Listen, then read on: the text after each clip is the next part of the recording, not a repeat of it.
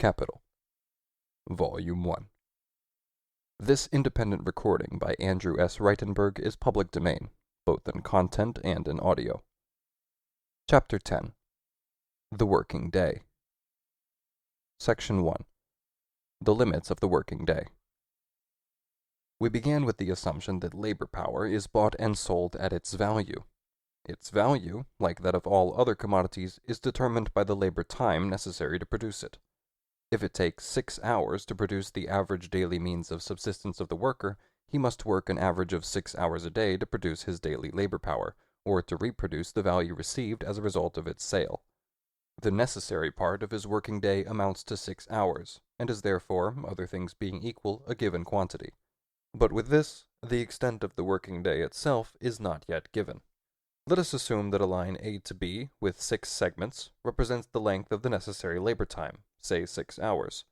If the labor is prolonged beyond AB by 1, 3, or 6 hours, we get 3 other lines. Working day 1, A to B, and then B to C with 1 segment. Working day 2, A to B, and then B to C with 3 segments, and working day 3, A to B, and then B to C with another 6 segments, which represent the 3 different working days of 7, 9, and 12 hours. The extension BC of the line AB represents the length of the surplus labor. As the working day is AB plus BC, or A to C, it varies with the variable magnitude BC. Since AB is constant, the ratio of BC to AB can always be calculated. In working day 1, it is 1/6, in working day 2, 3/6, in working day 3, 6/6 of AB. Since further, the ratio of surplus labor time to necessary labor time determines the rate of surplus value, the latter is given by the ratio of BC to AB. It amounts in the 3 different working days respectively to 16 2/3, 50, and 100%. On the other hand, the rate of surplus value alone would not give us the extent of the working day. If this rate were 100%, the working day might be of 8, 10, 12, or more hours. It would indicate that the 2 constituent parts of the working day, necessary labor time and surplus labor time, were equal in extent, but not how long each of these 2 constituent parts was. The working day is thus not a constant but a variable quantity. One of its parts, certainly, is determined by the labor time required for the reproduction of the labor power of the worker himself, but its total amount varies with the duration of the surplus labor. The working day is, therefore, capable of being determined, but in and for itself indeterminate. Although the working day is not a fixed but a fluid quantity, it can, on the other hand, vary only within certain limits. The minimum limit, however, cannot be determined. Of course, if we make the extension line BC, or the surplus labor, equal to 0, we have a minimum limit, i.e., the part of the day in which the worker must necessarily work for his own maintenance. Under the capitalist mode of production, however, this necessary labor can form only a part of the working day.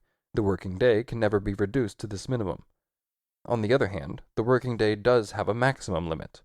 It cannot be prolonged beyond a certain point.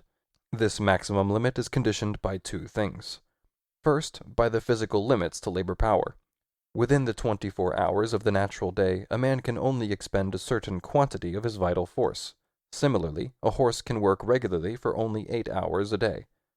During part of the day, the vital force must rest, sleep. During another part of the day, the man has to satisfy other physical needs, to feed, wash, and clothe himself. Besides these purely physical limitations, the extension of the working day encounters moral obstacles.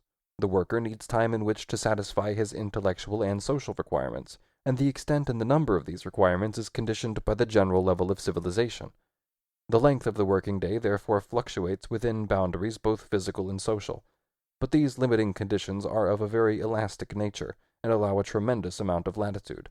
So we find working days of many different lengths, of 8, 10, 12, 14, 16, and 18 hours. The capitalist has bought the labor power at its daily value.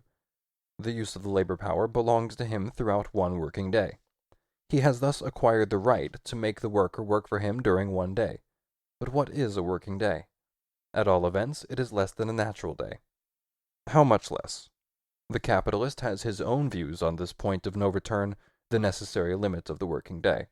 As a capitalist, he is only capital personified. His soul is the soul of capital. But capital has one sole driving force, the drive to valorize itself, to create surplus value, to make its constant part, the means of production, absorb the greatest possible amount of surplus labor. Capital is dead labor, which, vampire-like, lives only by sucking living labor, and lives the more labor it sucks. The time during which the worker works is the time during which the capitalist consumes the labor power he has bought from him. If the worker consumes his disposable time himself, he robs the capitalist. The capitalist therefore takes his stand on the law of commodity exchange. Like all other buyers, he seeks to extract the maximum possible benefit from the use value of his commodity. Suddenly, however, there arises the voice of the worker, which had previously been stifled in the sound and fury of the production process. The commodity I have sold you differs from the ordinary crowd of commodities in that its use creates value, a greater value than it costs. That is why you bought it. What appears on your side as the valorization of capital is on my side an excess expenditure of labor power. You and I know on the market only one law, that of the exchange of commodities. And the consumption of the commodity belongs not to the seller who parts with it, but to the buyer who acquires it. The use of my daily labor power, therefore, belongs to you.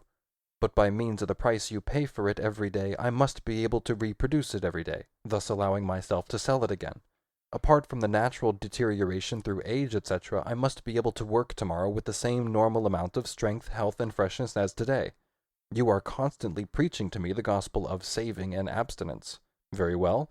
Like a sensible, thrifty owner of property, I will husband my sole wealth, my labor power, and abstain from wasting it foolishly. Every day I will spend, set in motion, transfer into labor only as much of it as is compatible with its normal duration and healthy development. By an unlimited extension of the working day, you may in one day use up a quantity of labor power greater than I can restore in 3. What you gain in labor, I lose in the substance of labor. Using my labor and despoiling it are quite different things. If the average length of time an average worker can live, while doing a reasonable amount of work, is 30 years, the value of my labor power, which you pay me from day to day, is 1 over 365 times 30, or 1 over 10,950 of its total value. But if you consume it in 10 years, you pay me daily 1 over 10,950 instead of 1 over 3,650 of its total value, i.e. only 1/3 of its daily value, and you therefore rob me every day of 2/3 of the value of my commodity. You pay me for 1 day's labor power, while you use 3 days of it. That is against our contract and the law of commodity exchange. I therefore demand a working day of normal length, and I demand it without any appeal to your heart, for in money matters sentiment is out of place. You may be a model citizen, perhaps a member of the RSPCA, and you may be in the odor of sanctity as well, but the thing you represent when you come face to face with me has no heart in its breast. What seems to throb there is my own heartbeat. I demand a normal working day because, like every other seller, I demand the value of my commodity. We see then that, leaving aside certain extremely elastic restrictions, the nature of commodity exchange itself imposes no limit to the working day, no limit to surplus labor. The capitalist maintains his rights as a purchaser when he tries to make the working day as long as possible, and, where possible, to make 2 working days out of 1. On the other hand, the peculiar nature of the commodity sold implies a limit to its consumption by the purchaser, and the worker maintains his right as a seller when he wishes to reduce the working day to a particular normal length. There is here, therefore, an antinomy of right against right, both equally bearing the seal of the law of exchange. Between equal rights, force decides. Hence, in the history of capitalist production, the establishment of a norm for the working day presents itself as a struggle over the limits of that day, a struggle between collective capital, i.e., the class of capitalists, and collective labor, i.e., the working class. Section 2. The voracious appetite for surplus labor. Manufacturer and boyar. Capital did not invent surplus labor. Wherever a part of society possesses the monopoly of the means of production, the worker, free or unfree, must add to the labor time necessary for his own maintenance an extra quantity of labor time in order to produce the means of subsistence for the owner of the means of production. Whether this proprietor be an Athenian Carlos Kagathos, an Etruscan theocrat, a civis Romanus, a Norman baron, an American slave owner, a Wallachian boyar, a modern landlord or capitalist. It is, however, clear that in any economic foundation of society where the use value rather than the exchange value of the product predominates, surplus labor will be restricted by a more or less confined set of needs, and that no boundless thirst for surplus labor will arise from the character of production itself. Hence, in antiquity, overwork becomes frightful only when the aim is to obtain exchange value in its independent monetary shape, i.e., in the production of gold and silver. The recognized form of overwork here is forced labor until death. One needs only to read Diodorus Siculus. Nevertheless, these are exceptions in antiquity. But as soon as peoples whose production still moves within the lower forms of slave labor, the kelve, etc., are drawn into a world market dominated by the capitalist mode of production, whereby the sale of their products for export develops into their principal interest, the civilized horrors of overwork are grafted onto the barbaric horrors of slavery, serfdom, etc. Hence, the Negro labor in the southern states of the American Union preserved a moderately patriarchal character as long as production was chiefly directed to the satisfaction of immediate local requirements. But in proportion as the export of cotton became of vital interest to those states, the overworking of the Negro and sometimes the consumption of his life in 7 years of labor became a factor in a calculated and calculating system. It was no longer a question of obtaining from him a certain quantity of useful products, but rather of the production of surplus value itself. The same is true of the Calvé, in the Danubian principalities, for instance. The comparison of the appetite for surplus labor in the Danubian principalities with the same appetite as found in English factories has a special interest, because the Calvé presents surplus labor in an independent and immediately perceptible form. Suppose the working day consists of 6 hours of necessary labor and 6 hours of surplus labor. Then the free worker gives the capitalist 6 times 6 or 36 hours of surplus labor every week.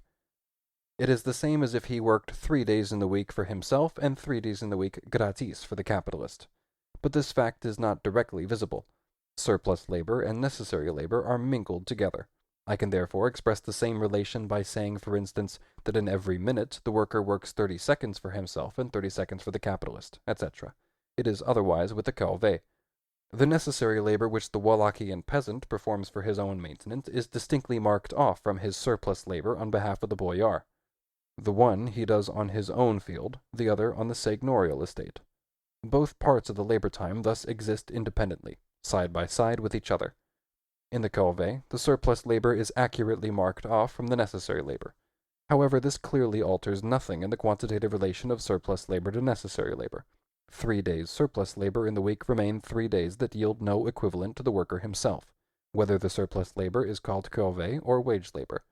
But in the capitalist, the appetite for surplus labor appears in the drive for an unlimited extension of the working day, while in the boyar it appears more simply in a direct hunt for days of Calvé. In the Danubian principalities, the Calvé was linked with rents in kind and other appurtenances of serfdom, but it formed the most important tribute paid to the ruling class. Where this was the case, the Calvé rarely arose from serfdom. Instead, serfdom arose inversely from the Calvé. This is what took place in the Romanian provinces. Their original mode of production was based on communal property, but not communal property in its Slav or Indian form. Part of the land was cultivated independently as free private property by the members of the commune. Another part, the ager publicus, was cultivated by them in common. The products of this common labor served partly as a reserve fund against bad harvests and other misfortunes, partly as a kind of state treasury to cover the costs of war, religion, and other communal expenses. In the course of time, military and clerical dignitaries usurped the communal land, and along with this the obligations owed to it. The labor of the free peasants on their communal land was transformed into Calvé, performed for the thieves who had taken that land. This Calvé soon developed into a servile relationship existing in point of fact, though not legally, until Russia, the liberator of the world, raised it to the level of a law on the pretext of abolishing serfdom. The code of the Calvé, which the Russian general Kisilov proclaimed in 1831, was of course dictated by the boyars themselves. Thus, at one stroke, Russia both conquered the magnates of the Danubian principalities and earned the applause of the cretinous liberals throughout Europe. According to the Règlement Organique, as this code of the Calvé is called, every Wallachian peasant owes to the so-called landlord, besides a mass of payments in kind which are specified in detail, the following: 1. 12 days of labor in general. 2. 1 day of field labor. 3. 1 day of wood carrying. Taken together, This is 14 days in the year. However, with deep insight into political economy, the working day is not taken in its ordinary sense, but as the working day necessary to the production of an average daily product, and that average daily product is determined in such a sly manner that even a cyclops would be unable to finish the job within 24 hours. Therefore, the Reglement itself declares, dryly and with true Russian irony, that by 12 working days one must understand the product of the manual labor of 36 days. By 1 day of field labor 3 days, and by 1 day of wood carrying, similarly 3 times as much. The sum total is now 42 days of corvée. To this had to be added the so-called jobbagio, service due to the lord for emergency requirements. In proportion to the size of its population, every village has to furnish annually a definite contingent to the jobbagio. This additional corvée is estimated at 14 days for each Wallachian peasant. Thus the prescribed corvée amounts to 56 working days every year. But because of the severe climate, the agricultural year in Wallachia numbers only 210 days, of which 40 for Sundays and holidays, and 30 on average for bad weather, together 70 days, do not count. 140 working days remain. The ratio of the corvée to the necessary labor, 56/84, or 66 2/3%, gives a much smaller rate of surplus value than that which regulates the work of the English agricultural laborer or factory worker. This is, however, only the legally prescribed corvée. And, in a spirit yet more liberal than the English factory acts, the Règlement organique was able to facilitate its own evasion. After it has made 56 days out of 12, the nominal day's work of each of the 56 corvée days is again so arranged that a portion of it must fall on the next day. In 1 day, for instance, an amount of land must be weeded which would require twice as much time for this work, particularly on the maize plantations. The legal day's work for some kinds of agricultural labor can be interpreted in such a way that the day begins in the month of May and ends in the month of October. For Moldavia, the regulations are even stricter. The 12 corvée days of the Règlement organique, cried a boyar, drunk with victory, amount to 365 days in the year. If the Règlement organique of the Danubian principalities was a positive expression of the appetite for surplus labor which every paragraph legalized, the English factory acts are the negative expression of the same appetite. These laws curb capital's drive towards a limitless draining away of labor power by forcibly limiting the working day on the authority of the state, but a state ruled by capitalist and landlord. Apart from the daily, more threatening advance of the working class movement, the limiting of factory labor was dictated by the same necessity as forced the manuring of English fields with guano. The same blind desire for profit that in the one case exhausted the soil had in the other case seized hold of the vital force of the nation at its roots. Periodical epidemics speak clearly on this point as the diminishing military standard of height in France and Germany.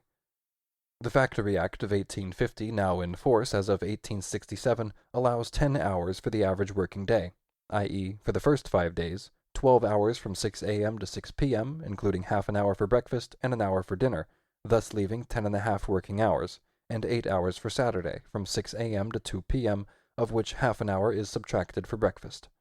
60 working hours are left, 10.5 for each of the first 5 days, 7.5 for the last. Certain guardians of these laws are appointed, factory inspectors, directly under the Home Secretary, and their reports are published every 6 months by order of Parliament. They, therefore, provide regular and official statistics of the voracious appetite of the capitalists for surplus labor. Let us listen for a moment to the factory inspectors. Quote, "The fraudulent mill owner begins work a quarter of an hour, sometimes more, sometimes less, before 6 a.m., and leaves off a quarter of an hour, sometimes more, sometimes less, after 6 p.m. He takes 5 minutes from the beginning and from the end of the half hour nominally allowed for breakfast, and 10 minutes at the beginning and end of the hour nominally allowed for dinner. He works for a quarter of an hour, sometimes more, sometimes less, after 2 p.m. on Saturday. Thus his gain is, before 6 a.m., 15 minutes, after 6 p.m., 15 minutes, at breakfast time, 10 minutes, at dinner time, 20 minutes. The total for 1 day, 60 minutes. The total for 5 days, 300 minutes.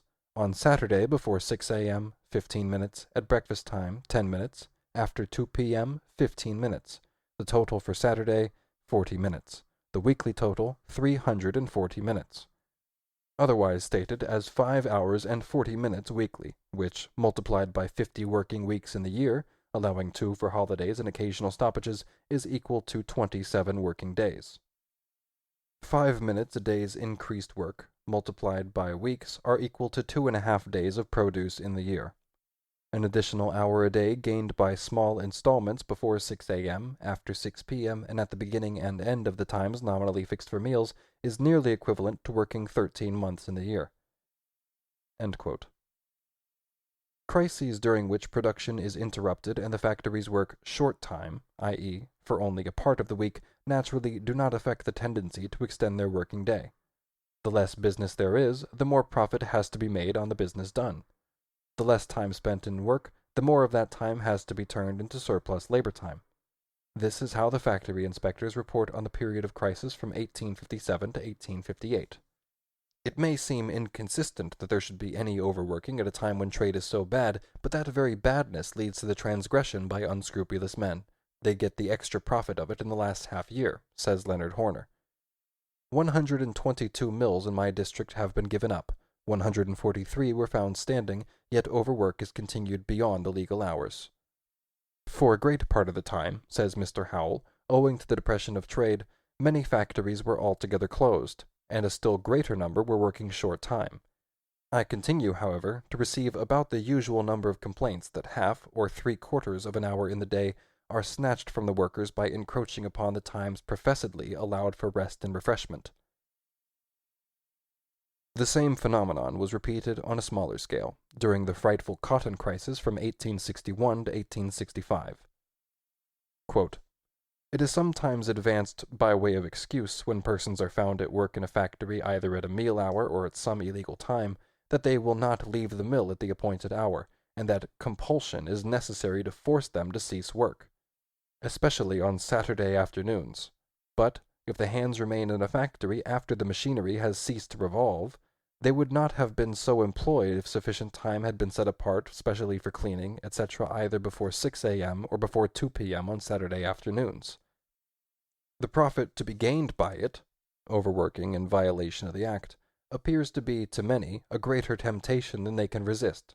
They calculate upon the chance of not being found out, and when they see the small amount of penalty and costs, which those who have been convicted have had to pay, they find that if they should be detected there will still be a considerable balance of gain.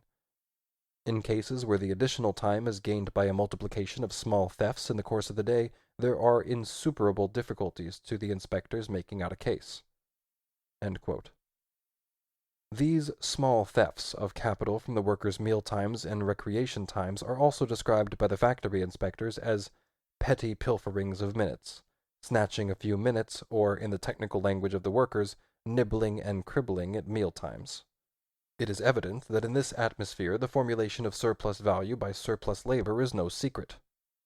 If you allow me, as I was informed by a highly respectable master, to work only 10 minutes in the day overtime, you put 1,000 a year in my pocket.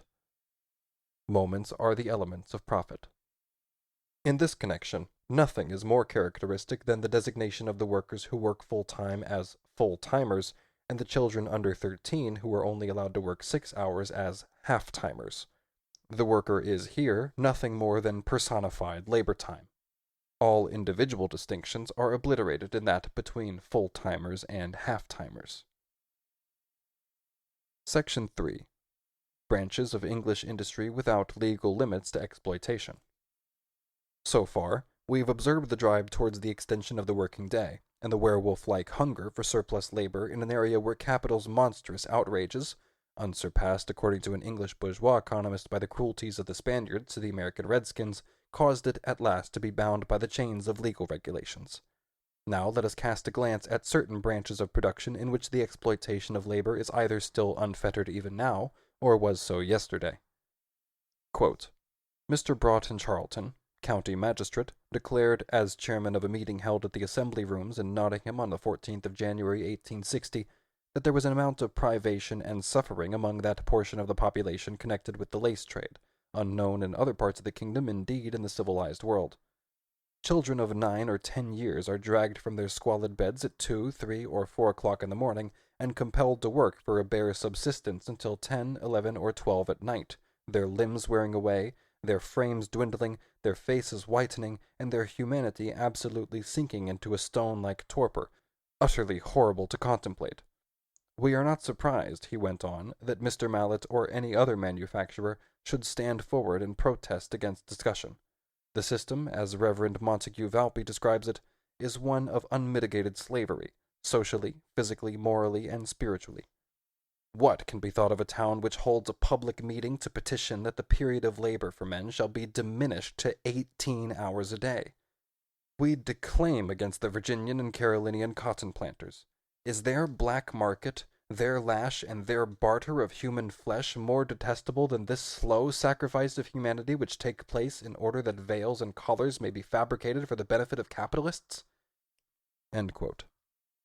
The potteries of Staffordshire have, during the last 22 years, formed the subject matter of 3 parliamentary inquiries. The results are embodied in Mr. Scriven's report of 1841 to the Children's Employment Commissioners, in Dr. Greenhouse's report of 1860, published by order of the medical officer of the Privy Council, and lastly in Mr. Longa's report of 1862, printed in the Children's Employment Commission, first report, dated the 13th of June, 1863. For my purpose, it is enough to take some of the depositions of the exploited children themselves from the reports of 1860 and 1863. From the children we may deduce the situation of the adults, especially the girls and women, and in a branch of industry, indeed, alongside which cotton spinning appears as a very agreeable and healthy occupation.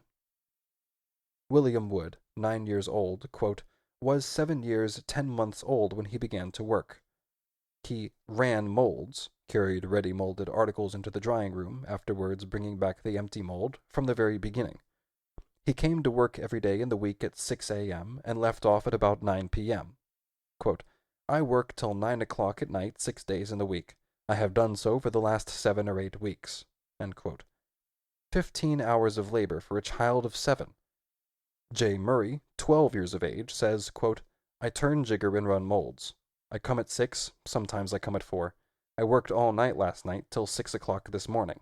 I have not been in bed since the night before last. There were 8 or 9 other boys working last night. All but one have come this morning. I get 3 shillings and 6pence. I do not get any more for working at night. I worked 2 nights last week. Ferneyhoff, a boy of 10, quote, I have not always an hour for dinner. I have only half an hour sometimes, on Thursday, Friday, and Saturday. Dr. Greenhouse states that the average life expectancy in the pottery districts of Stoke-on-Trent and Wolstenton is extraordinarily low. Although only 36.6% of the male population over the age of 20 are employed in the potteries in the district of Stoke, and 30.4% in Wolstanton, more than half the deaths among men of that age in the first district and nearly 2/5 in the second district are the result of pulmonary diseases among the potters. Dr. Boothroyd, a medical practitioner at Hanley, says, quote, each successive generation of potters is more dwarfed and less robust than the preceding one. Similarly, another doctor, Mr. McBean, states, quote, since I began to practice among the potters 25 years ago, I have observed a marked degeneration, especially shown in diminution of stature and breadth. These statements are taken from Dr. Greenhouse's report of 1860. From the report of the commissioners in 1863, the following Dr. J.T. Arledge, senior physician of the North Staffordshire Infirmary, says, quote, the potters as a class, both men and women, represent a degenerated population, both physically and morally. They are, as a rule, stunted in growth, ill-shaped, and frequently ill-formed in the chest. They become prematurely old, and are certainly short-lived. They are phlegmatic and bloodless, and exhibit their debility of constitution by obstinate attacks of dyspepsia and disorders of the liver and kidneys, and by rheumatism. But of all diseases they are especially prone to chest disease, to pneumonia, phthisis, bronchitis, and asthma. One form would appear peculiar to them and is known as potter's asthma, or potter's consumption. Scrofula attacking the glands, or bones, or other parts of the body is a disease of 2/3 or more of the potters. That the degenerescence of the population of this district is not even greater than it is due to the constant recruiting from the adjacent county, and intermarriages with more healthy races. Mr. Charles Parsons, until recently the house surgeon of the same hospital, writes in a letter to Commissioner Longa, amongst other things, quote, "I can only speak from personal observation and not from statistical data, but I do not hesitate to assert that my indignation has been aroused again and again at the sight of poor children whose health has been sacrificed to gratify the avarice of either parents or employers." End quote. He enumerates the causes of the diseases of the potters and sums them up in the phrase, "long hours." In their report, the commissioners expressed the hope that, quote, "a manufacture which has assumed so prominent a place in the whole world will not long be subject to the remark that its great success is accompanied with the physical deterioration, widespread bodily suffering, and early death of the workpeople, by whose labor and skill such great results have been achieved." End quote. And all that holds of the potteries in England is true of those in Scotland. The manufacture of matches dates from 1833, from the discovery of the method of applying phosphorus to the match itself. Since 1845, this branch of industry has developed rapidly in England, and has spread out from the thickly populated parts of London to the cities of Manchester, Birmingham, Liverpool, Bristol, Norwich, Newcastle, and Glasgow. It has brought with it tetanus, a disease which a Vienna doctor already discovered in 1845 to be peculiar to the makers of matches. Half the workers are children under 13 and young persons under 18. The manufacture of matches, on account of its unhealthiness and unpleasantness, has such a bad reputation that only the most miserable part of the working class, half-starved widows and so forth, deliver up their children to it, their ragged, half-starved, untaught children. Of the witnesses examined by Commissioner White in 1863, 270 were under 18, 50 under 10, 10 only 8, and 5 only 6 years old. With a working day ranging from 12 to 14 or 15 hours, night labor, irregular meal times, and meals mostly taken in the workrooms themselves, pestilent with phosphorus, Dante would have found the worst horrors in his Inferno surpassed in this industry. In the manufacture of wallpaper, the coarser sorts are printed by machine, the finer by hand, block printing. The most active business months are from the beginning of October to the end of April. During this time, the work often lasts, almost interruptedly, from 6 a.m. to 10 p.m., or further into the night. J. Leach's deposition, quote, "Last winter, 6 out of 19 girls were away from ill health at one time from overwork. I have to bawl at them to keep them awake." End quote. W. Duffy, quote, "I have seen when the children could none of them keep their eyes open for the work. Indeed, none of us could." End quote. J. Lightburn, quote, "Am 13. We worked last winter till 9 in the evening, and the winter before till 10. I used to cry with sore feet every night last winter." End quote. G. Apsden, quote, "That boy of mine, when he was 7 years old, I used to carry him on my back to and fro through the snow, and he used to have 16 hours a day. I have often knelt down to feed him as he stood by the machine, for he could not leave it or stop." End quote. Smith, the managing partner of a Manchester factory, quote, "We," he means his hands who work for us, "work on with no stoppage for meals, so that the day's work of 10.5 hours is finished by 4:30 p.m., and all after that is overtime." End quote. Does this Mr. Smith take no meals himself during 10.5 hours? "We," quoth this same Smith, "seldom leave off working before 6 p.m. He means leave off from consuming our labor power machines, so that we, quoth the same man again, are really working overtime the whole year round. For all these, children and adults alike, 152 children and young persons and 140 adults, the average work for the last 18 months has been at the very least 7 days, 5 hours, or 78.5 hours a week. For the 6 days ending in the 2nd of May this year, 1862, the average was higher, 8 days or 84 hours a week." End quote.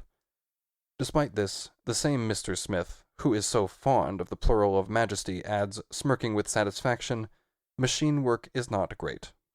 Similarly, the employers in the block printing trade say, quote, "Hand labor is more healthy than machine work." End quote. On the whole, manufacturers are indignantly opposed to the proposal to stop the machines at least during meal times. A clause which allowed work between, say, 6 a.m. and 9 p.m., says Mr. Otley, manager of a wallpaper factory in the Borough, a district of London, would suit us very well, but the factory hours, 6 a.m. to 6 p.m., are not suitable. Our machine is always stopped for dinner. What generosity! There is no waste of paper and color to speak of, but, he adds sympathetically, I can understand the loss of time not being liked. In the Commission's report, the naive opinion is expressed that the fear in some leading firms of losing time, i.e., the time for appropriating the labor of others and thereby losing profit, is not a sufficient reason for allowing children under 13 and young persons under 18 working 12 to 16 hours per day to lose their dinner, nor for giving it to them as coal and water are supplied to the steam engine, soap to the wool, oil to the wheel, namely, during the process of production itself, as merely auxiliary material for the instruments of labor. No other branch of industry in England has preserved up to the present day a method of production as archaic, as pre-Christian, as we see from the poets of the Roman Empire, as baking has. We shall disregard the practice of making bread by machinery, which has only recently begun to make its way here. But capital, as we said earlier, is at first indifferent towards the technical character of the labor process it seizes control of. At the outset, it takes it as it finds it. The incredible adulteration of bread, especially in London, was first revealed by the Committee of the House of Commons on the Adulteration of Articles of Food, and by Dr. Hassal's work Adulterations Detected.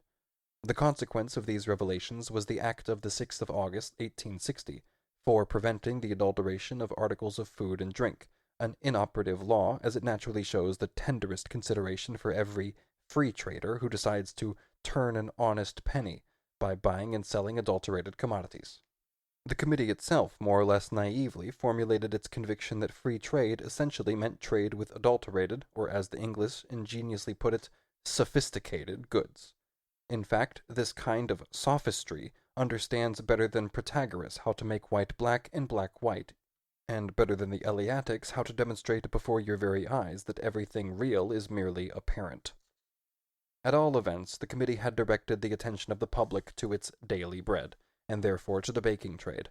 At the same time, the cry of the London journeymen bakers against their overwork rose in public meetings and petitions to Parliament. The cry was so urgent that Mr. H.S. Tremenhere, also a member of the above-mentioned Commission of 1863, was appointed a Royal Commissioner of Inquiry. His report, together with the evidence given, moved the public not in its heart but in its stomach. Englishmen, with their good command of the Bible, knew well enough that man, unless by elective grace a capitalist or a landlord or holder of a sinecure, is destined to eat his bread in the sweat of his brow, but they did not know that he had to eat daily in his bread a certain quantity of human perspiration mixed with a discharge of abscesses, cobwebs, dead cockroaches, and putrid German yeast, not to mention alum, sand, and other agreeable mineral ingredients. Without any regard for His Holiness Free Trade, the hitherto free baking trade was therefore placed under the supervision of state-appointed inspectors, at the close of the parliamentary session of 1863, and by the same Act of Parliament, work from 9 in the evening to 5 in the morning was forbidden for journeymen bakers under 18. The last clause speaks volumes as to the overwork in this old-fashioned, homely line of business. Quote, "The work of a London journeyman baker begins, as a rule, at about 11 at night. At that hour he makes the dough, a laborious process which lasts from half an hour to 3/4 of an hour according to the size of the batch or the labor bestowed upon it. He then lies down upon the kneading board, which is also the covering of the trough in which the dough is made, and with a sack under him, and another rolled up as a pillow, he sleeps for about a couple of hours.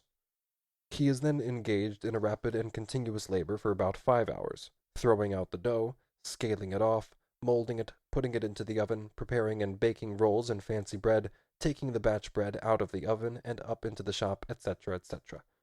The temperature of a bakehouse ranges from about 75 to upwards of 90 degrees, and in the smaller bakehouses approximates usually to the higher rather than to the lower degree of heat.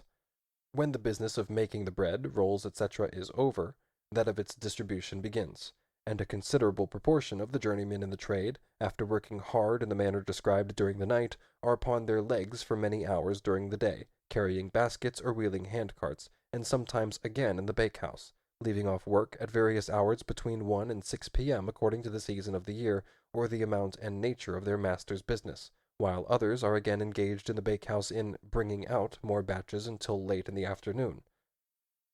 Quote, "During what is called the London season, the operatives belonging to the full-priced bakers at the west end of town generally begin work at 11 p.m. and are engaged in making the bread, with 1 or 2 short, sometimes very short, intervals of rest, up to 8 o'clock the next morning.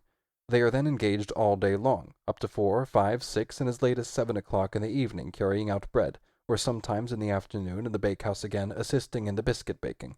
They may have, after they have done their work, sometimes 5 or 6, sometimes only 4 or 5 hours sleep before they begin again. On Fridays they always begin sooner, some about 10 o'clock, and continue in some cases at work either in making or delivering the bread up to 8 p.m. on Saturday night, but more generally up to 4 or 5 o'clock on Sunday morning. On Sundays the men must attend 2 or 3 times a day for about an hour or 2 to make preparation for the next day's bread. The men employed by the underselling masters, who sell their bread under the full price, and who, as already pointed out, comprise 3/4 of the London baker, have not only to work on the average longer hours, but their work is almost entirely confined to the bakehouse. The underselling masters generally sell their bread in the shop. If they send it out, which is not common except as supplying chandlers' shops, they usually employ other hands for that purpose. It is not their practice to deliver bread from house to house. Towards the end of the week, the men begin on Thursday night at 10 o'clock and continue on with only slight intermission until late on Saturday evening." Even the bourgeois, from his standpoint, grasps the position of the underselling masters. The unpaid labor of the men was made the source whereby the competition was carried on, and the full-priced baker denounces his underselling competitors to the Commission of Inquiry as thieves of other people's labor and adulterators of the product. They exist now only by first defrauding the public and next getting 18 hours of work out of their men for 12 hours of wages. The adulteration of bread and the formation of a class of bakers who sell bread for less than its full price are developments which have taken place in England since the beginning of the 18th century, i.e., as soon as the corporate character of the trade was lost and the capitalist stepped behind the nominal master baker in the shape of a miller and flour factor. This laid the foundation for capitalist productions in this trade, for the unlimited extension of the working day, and for night work, although the last mentioned has secured a real foothold only since 1824, even in London. After what has just been said, it will be understood that the Commission's report classes journeyman bakers among the short-lived workers who, having by good luck escaped the normal decimation of the children of the working class, rarely reach the age of 42. Nevertheless, the baking trade is always overwhelmed with applicants. The sources for the supply of these labor powers to London are Scotland, the agricultural districts of the west of England, and Germany. In the years 1858 to 1860, the journeyman bakers of Ireland organized, at their own expense, huge meetings to agitate against night work and Sunday work. The public, for example at the Dublin meeting of May 1860, supported them with typically Irish warmth. As a result of this movement, a rule of exclusive day labor was successfully established in Wexford, Kilkenny, Clonmel, Waterford, etc. Quote, "In Limerick, where the grievances of the journeymen are demonstrated to be excessive, the movement has been defeated by the opposition of the master bakers, the miller bakers being the greatest opponents. The example of Limerick led to a retrogression in Ennis and Tipperary. In Cork, where the strongest possible demonstration of feeling took place, the masters, by exercising their power of turning the men out of employment, have defeated the movement. In Dublin, the master bakers have offered the most determined opposition to the movement, and by discountenancing as much as possible the journeymen promoting it, have succeeded in leading the men into acquiescence in Sunday work and night work, contrary to the convictions of the men." End quote. The Committee of the English government, a government which in Ireland is armed to the teeth, merely remonstrates, in funereal tones it is true, against the implacable master bakers of Dublin, Limerick, Cork, etc. Quote, "The committee believe that the hours of labor are limited by natural laws, which cannot be violated with impunity, that for master bakers to induce their workmen by fear of losing employment to violate their religious convictions and their better feelings, to disobey the laws of the land, and to disregard the public opinion, this all refers to Sunday labor, is calculated to provoke ill feeling between workmen and masters, and affords an example dangerous to religion, morality, and social order. The committee believe that any constant work beyond 12 hours a day encroaches on the domestic and private life of the working man, and so leads to disastrous moral results, interfering with each man's home and the discharge of his family duties as a son, a brother, a husband, a father. that work beyond 12 hours has a tendency to undermine the health of the working man, and so leads to premature old age and death, to the great injury of families of working men, thus deprived of the care and support of the head of the family when most required." We have just been in Ireland. On the other side of the Channel, in Scotland, the agricultural laborer, the man of the plough, is protesting against his 13 to 14 hours' work in a very severe climate, with 4 hours additional work on Sunday, in that land of Sabbatarians. While simultaneously in London 3 railwaymen, a guard, an engine driver, and a signalman, are up before a coroner's jury. A tremendous railway accident has dispatched hundreds of passengers into the next world. The negligence of the railway workers is the cause of the misfortune. They declare with one voice before the jury that 10 or 12 years before, their labor lasted only 8 hours a day. During the last 5 or 6 years, they say, it has been screwed up to 14, 18, and 20 hours, and when the pressure of holiday travelers is especially severe, when excursion trains are put on, their labor often lasts for 40 or 50 hours without a break. They are ordinary men, not cyclops. At a certain point, their labor power ran out. Torpor seized them. Their brains stopped thinking. Their eyes stopped seeing. The thoroughly respectable British juryman replied with a verdict that sent them to the assizes on a charge of manslaughter. In a mild rider to the verdict, the jury expressed the pious hope that the capitalist railway magnates would, in future, be more extravagant in the purchase of the necessary number of labor powers, and more abstemious, more self-denying, more thrifty in the extortion of paid labor power.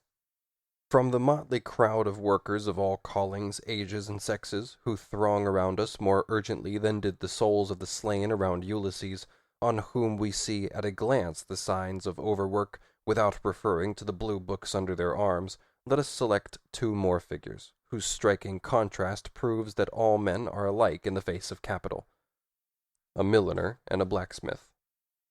In the last week of June 1863, all the London daily papers published a paragraph with the sensational heading, "Death from Simple Overwork." It dealt with the death of the milliner, Mary Ann Walkley, 20 years old, employed in a highly respectable dressmaking establishment, exploited by a lady with the pleasant name of Elise. The old, often-told story was now revealed once again. These girls work, on average, 16.5 hours without a break, during the season often 30 hours, and the flow of their failing labor power is maintained by the occasional supplies of sherry, port, or coffee. It was the height of the season. It was necessary, in the twinkling of an eye, to conjure up magnificent dresses for the noble ladies invited to the ball in honor of the newly imported Princess of Wales. Mary Ann Walkley had worked uninterruptedly for 26.5 hours, with 60 other girls, 30 in each room. The rooms provided only 1/3 of the necessary quantity of air, measured in cubic feet. At night, the girls slept in pairs in the stifling holes, into which a bedroom was divided by wooden partitions. And this was one of the better millinery establishments in London. Mary Ann Walkley fell ill on the Friday, and died on Sunday, without, to the astonishment of Madame Elise, having finished off the bit of finery she was working on. The doctor, a Mr. Keyes, called too late to the girl's deathbed, made his deposition to the coroner's jury in plain language. Quote, "Mary Ann Walkley died from long hours of work in an overcrowded workroom and a too small and badly ventilated bedroom." End quote.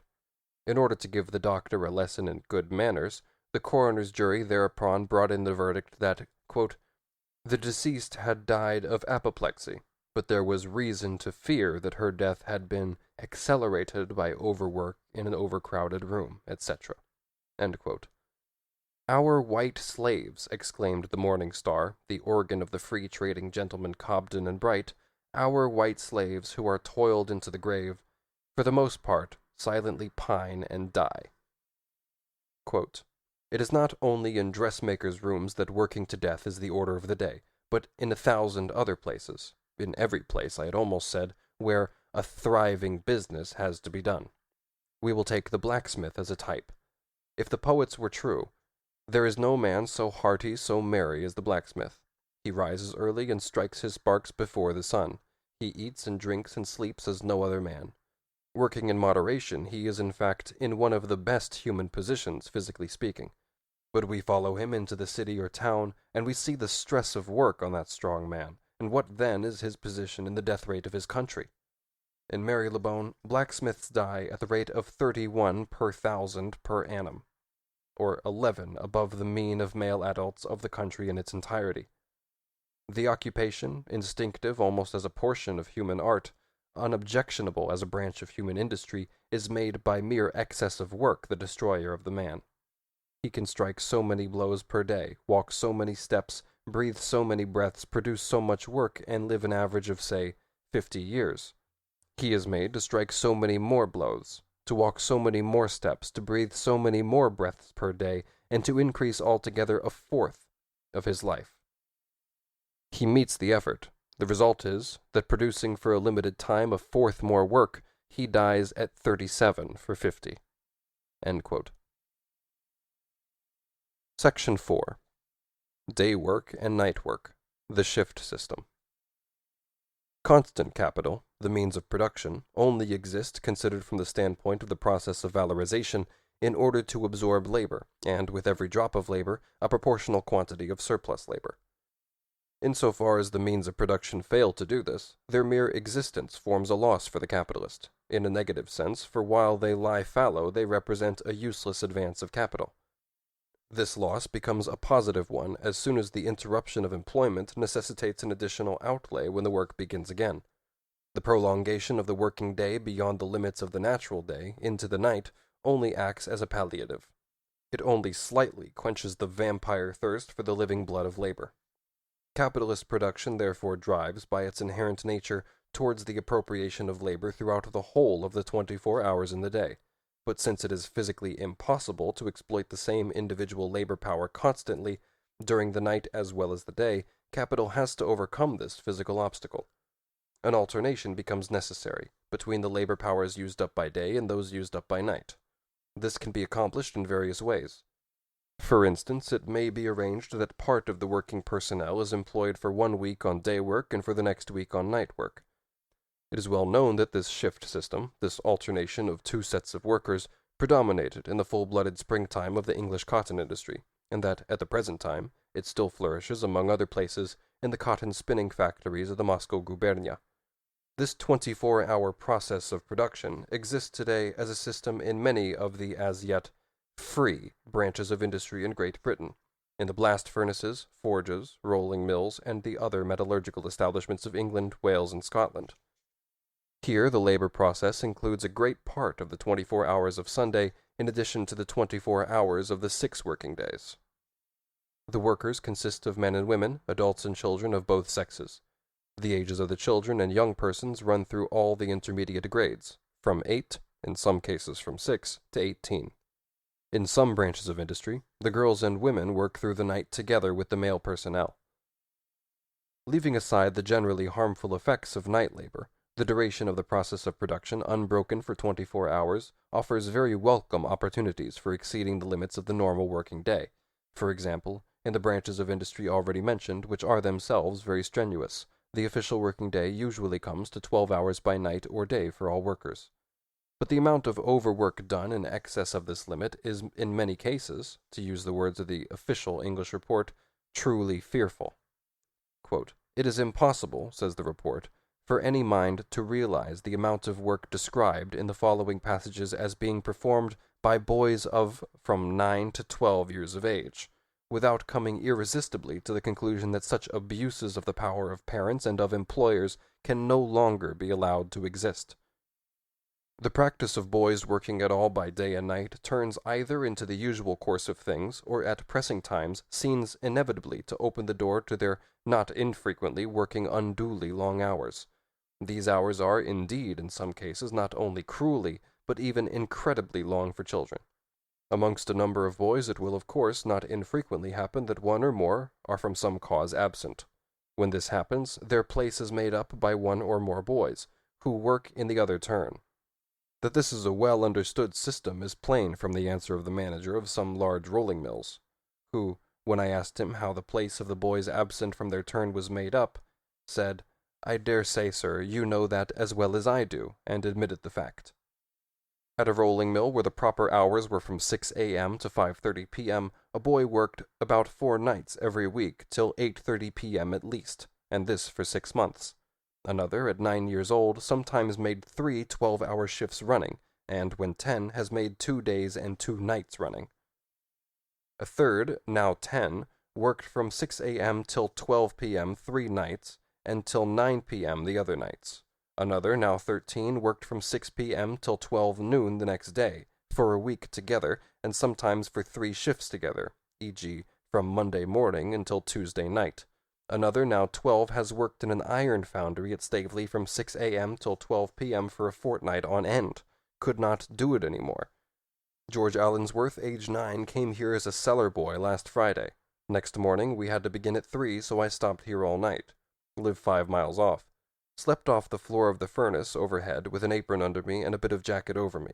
The 2 other days I have been here at 6 a.m. Aye, it is hot in here. Before I came here I was nearly a year at the same work at some works in the country. Began there too at 3 on Saturday morning, always did, but that was very near home, and could sleep at home. Other days I began at 6 in the morning, and given over at 6 or 7 in the evening, etc. Let us now hear how capital itself regards this 24-hour system. The extreme forms of this system, its abuse in the cruel and incredible extension of the working day, are naturally passed over in silence. Capital only speaks of the system in its normal form. Messrs. Naylor and Vickers, steel manufacturers, who employ between 600 and 700 persons, among whom only 10% are under 18, with only 20 boys under 18 working on the night shift, have the following comments to make. Quote, "The boys do not suffer from the heat. The temperature is probably from 86 degrees to 90 degrees. At the forges and in the rolling mills the hands work night and day, in relays, but all the other parts of the work are day work, i.e. from 6 a.m. to 6 p.m. In the forge the hours are from 12 to 12. Some of the hands always work in the night, without any alternation of day and night work. We do not find any difference in the health of those who work regularly by night and those who work by day, and probably people can sleep better if they have the same period of rest than if it is changed. About 20 of the boys under the age of 18 work in the night sets. We could not well do without lads under 18 working by night. The objection would be the increase in the cost of production. Skilled hands and the heads in every department are difficult to get, but of lads we could get any number. But from the small proportion of boys that we employ, the subject, i.e. the subject of restrictions on night work, is of little importance or interest to us." End quote. Mr. J. Ellis, from the firm of Messrs. John Brown & Co., steel and iron works employing about 3,000 men and boys, part of whose operation, namely iron and heavier steel work, goes on night and day shifts, states, quote, that in the heavier steel work 1 or 2 boys are employed to a score or 2 men. End quote. Their business employs 500 boys under 18, and of these about a third, or 170, are under the age of 13. With reference to the proposed alteration of the law, Mr. Ellis says, quote, "I do not think it would be very objectionable to require that no person under the age of 18 should work more than 12 hours in the 24, but we do not think that any line could be drawn over the age of 12, at which boys could be dispensed with for night work. But we would sooner be prevented from employing boys under the age of 13, or even so high as 14 at all, than not be allowed to employ boys that we do have at night. Those boys who work in the day sets must take their turn in the night sets also, because the men could not work the night sets alone, it would ruin their health. We think, however, that night work in alternate weeks is no harm." End quote. Messrs. Naylor and Vickers, on the other hand, in line with the best interests of their business, took the opposite view, that periodic alternations of night and day labor might well do more harm than continual night labor. Quote, "We find the men who do it, as well as the others who do only other work by day. Our objections to not allowing boys under 18 to work at night would be on account of the increase of expense, but this is the only reason. We think that the increase would be more than the trade, with due regard to its being successfully carried out, could fairly bear. Labor is scarce here, and it might fall short if there were such a regulation." End quote. In other words, Ellis or Brown and Company might be subjected to the fatal embarrassment of having to pay labor power at its full value. The Cyclops Steel and Iron Works of Messrs. Kamel and Company is conducted on the same large scale as the works of the above-mentioned John Brown and Company. The managing director had handled in his evidence to the government commissioner, Mr. White, in writing. Later, he found it convenient to suppress the manuscript when it was returned to him for revision. But Mr. White has a retentive memory.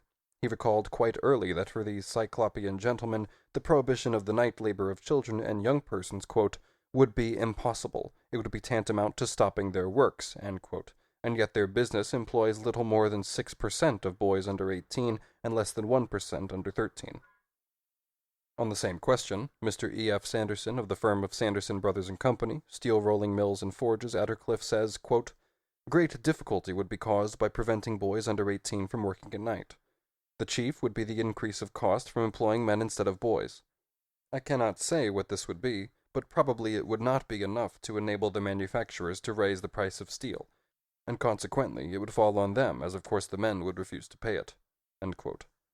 Mr. Sanderson does not know how much he pays the children, but, quote, perhaps the younger boys get from 4 shillings to 5 shillings a week. The boys' work is of a kind for which the strength of the boys is generally quite sufficient, and consequently there would be no gain in the greater strength of the men to counterbalance the loss, or it would be only in the few cases in which the metal is heavy. The men would not like so well not to have the boys under them, as men would be less obedient. Besides, boys must begin young to learn the trade. Leaving day work alone open to boys would not answer the purpose. End quote. And why not? Why could the boys not learn their craft in the daytime? Your reason? Quote, owing to the men working days and nights in alternate weeks, the men would be separated half the time from their boys, and would lose half the profit which they make from them. The training which they give to an apprentice is considered as part of the return for the boy's labor, and thus enables the men to get it at a cheaper rate. Each man would want half of this profit. End quote. In other words, Messrs. Sanderson would have to pay part of the wages of the adult men out of their own pockets instead of by the night work of the boys. Messrs. Sanderson's profit would thus fall to some extent, and this is the good Sandersonian reason why boys cannot learn their craft by day. Apart from this, it would throw night work on the men alone, who are at present relieved by the boys, and they would not be able to stand it. In short, the difficulties would be so great as to lead in all likelihood to the total suppression of night work.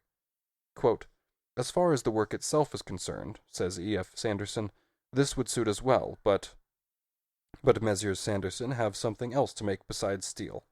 Steel-making is simply a pretext for profit-making. The steel furnaces, rolling mills, etc., the buildings, machinery, iron, coal, etc., have something more to do than transform themselves into steel. They are there to absorb surplus labor, and they naturally absorbed more in 24 hours than in 12. In fact, both by the sanction of the law and the grace of God, they give to Sandersons a draft on the labor time of a certain number of hands for all the 24 hours of the day, and as soon as there is an interruption in their function of absorbing labor, they lose their character as capital, and are therefore a pure loss for the Sandersons. Quote, but then there would be the loss from so much expensive machinery, lying idle half the time, and to get through the amount of work which we are able to do on the present system, we should have to double our premises and plant, which would double the outlay. End quote. But why should these Sandersons pretend to a privilege not enjoyed by the other capitalists who only work during the day, and whose buildings, machinery, raw material, therefore lie idle during the night? E.F. Sanderson answers in the name of all the Sandersons, quote, it is true that there is this loss from machinery lying idle in those manufactories in which work only goes on by day, but the use of furnaces would involve a further loss in our case. If they were kept up, these would be a waste of fuel, instead of the present waste of the living substance of the workers, and if they were not, there would be a loss of time in laying the fires and getting the heat up, whereas a loss of sleeping time, even that of 8-year-olds, is a gain of working time for the Sanderson clan, and the furnaces themselves would suffer from the changes of temperature, whereas those same furnaces suffer nothing from the alternation of day work and night work. Section 5. The struggle for a normal working day. Laws for the compulsory extension of the working day from the middle of the 14th to the end of the 17th century. What is a working day? What is the length of time during which capital may consume the labor power whose daily value it is paid for? How far may the working day be extended beyond the amount of labor time necessary for the reproduction of labor power itself? We have seen that capital's reply to these questions is this: the working day contains the full 24 hours, with the deduction of a few hours of rest, without which labor power is absolutely incapable of renewing its services. Hence it is self-evident that the worker is nothing other than labor power for the duration of his whole life, and that therefore all his disposable time is by nature and by right labor time, to be devoted to the self-valorization of capital. Time for education, for intellectual development, for the fulfillment of social functions, for social intercourse, for the free play of the vital forces of his body and mind, even the rest time of Sunday, and that in a country of Sabbatarians, what foolishness! But in its blind and measureless drive, its insatiable appetite for surplus labor, capital oversteps not only the moral, but even the merely physical limits of the working day. It usurps the time for growth, development, and healthy maintenance of the body. It steals the time required for the consumption of fresh air and sunlight. It haggles over the meal times, where possibly incorporating them into the production process itself so that food is added to the worker as a mere means of production, as coal is supplied to the boiler and grease and oil to the machinery. It produces the sound sleep needed for the restoration, renewal, and refreshment of the vital forces to the exact amount of torpor essential to the revival of an absolutely exhausted organism. It is not the normal maintenance of labor power which determines the limits of the working day here, but rather the greatest possible daily expenditure of labor power, no matter how diseased, compulsory, and painful it may be, which determines the limits of the worker's period of rest. Capital asks no questions about the length of life of labor power. What interests it is purely and simply the maximum of labor power that can be set in motion in a working day. It attains this objective by shortening the life of labor power, in the same way as a greedy farmer snatches more produce from the soil by robbing it of its fertility. By extending the working day, therefore, capitalist production, which is essentially the production of surplus value, the absorption of surplus labor, not only produces a deterioration of human labor power by robbing it of its normal moral and physical conditions of development and activity, but also produces the premature exhaustion and death of this labor power itself. It extends the worker's production time within a given period by shortening his life. But the value of labor power includes the value of the commodities necessary for the reproduction of the worker, for continuing the existence of the working class. If then the unnatural extension of the working day, which capital necessarily strives for in its unmeasured drive for self-valorization, shortens the life of the individual worker, and therefore the duration of his labor power, the forces used up have to be replaced more rapidly, and it will be more expensive to reproduce labor power, just as in the case of a machine, where the part of its value that has to be reproduced daily grows greater the more rapidly the machine is worn out. It would seem, therefore, that the interest of capital itself points in the direction of a normal working day. The slave owner buys his worker in the same way as he buys his horse. If he loses his slave, he loses a piece of capital, which he must replace by fresh expenditure on the slave market. But take note of this, quote, "The rice grounds of Georgia or the swamps of the Mississippi may be fatally injurious to the human constitution, but the waste of human life which the cultivation of these districts necessitates is not so great that it cannot be repaired from the teeming preserves of Virginia and Kentucky. Considerations of economy, moreover, which, under a natural system, can afford some security for humane treatment by identifying the master's interests with the slave's preservation, when once trading in slaves is practice, becomes reasons for racking to the uttermost toil of the slave. For, when his place can at once be supplied from foreign preserves, the duration of his life becomes a matter of less moment than its productiveness while it lasts. It is accordingly a maxim of slave management in slave importing countries that the most effective economy is that which takes out of the human chattel in its shortest space of time the utmost amount of exertion it is capable of putting forth. It is in tropical culture, where the annual profits often equal the whole capital of plantations, that Negro life is most recklessly sacrificed. It is the agriculture of the West Indies, which has been for centuries prolific of fabulous wealth, that has engulfed millions of the African race. It is in Cuba at this day, whose revenues are reckoned by the millions, and whose planters are princes, that we see in the servile class the coarsest fare, the most exhausting and unremitting toil, and even the absolute destruction of a portion of its numbers every year." End quote. Mutato nomine de te fabula narrator. A quote from Horace's Satires, Book 1, Satire 1, the English translation of which is, "The name is changed, but the tale is told of you." For slave trade, read labor market, for Kentucky and Virginia, Ireland and the agricultural districts of England, Scotland, and Wales, for Africa, Germany. We have heard how overwork has thinned the ranks of the bakers in London. Nevertheless, the London labor market is always overstocked with German and other candidates for death in the bakeries. Pottery, as we saw, is one of the branches of industry with the lowest life expectancy. Does this lead to any shortage of potters? Josiah Wedgwood, the inventor of modern poverty, and himself an ordinary worker by origin, said in 1785 before the House of Commons that the whole trade employed from 15,000 to 20,000 people. In 1861, the population of the urban centers alone of this industry in Great Britain numbered 101,302. Quote, "The cotton trade has existed for 90 years. It has existed for 3 generations of the English race, and I believe I may safely say that during that period it has destroyed 9 generations of factory operatives." End quote. Admittedly, the labor market shows significant gaps in certain epochs of feverish expansion.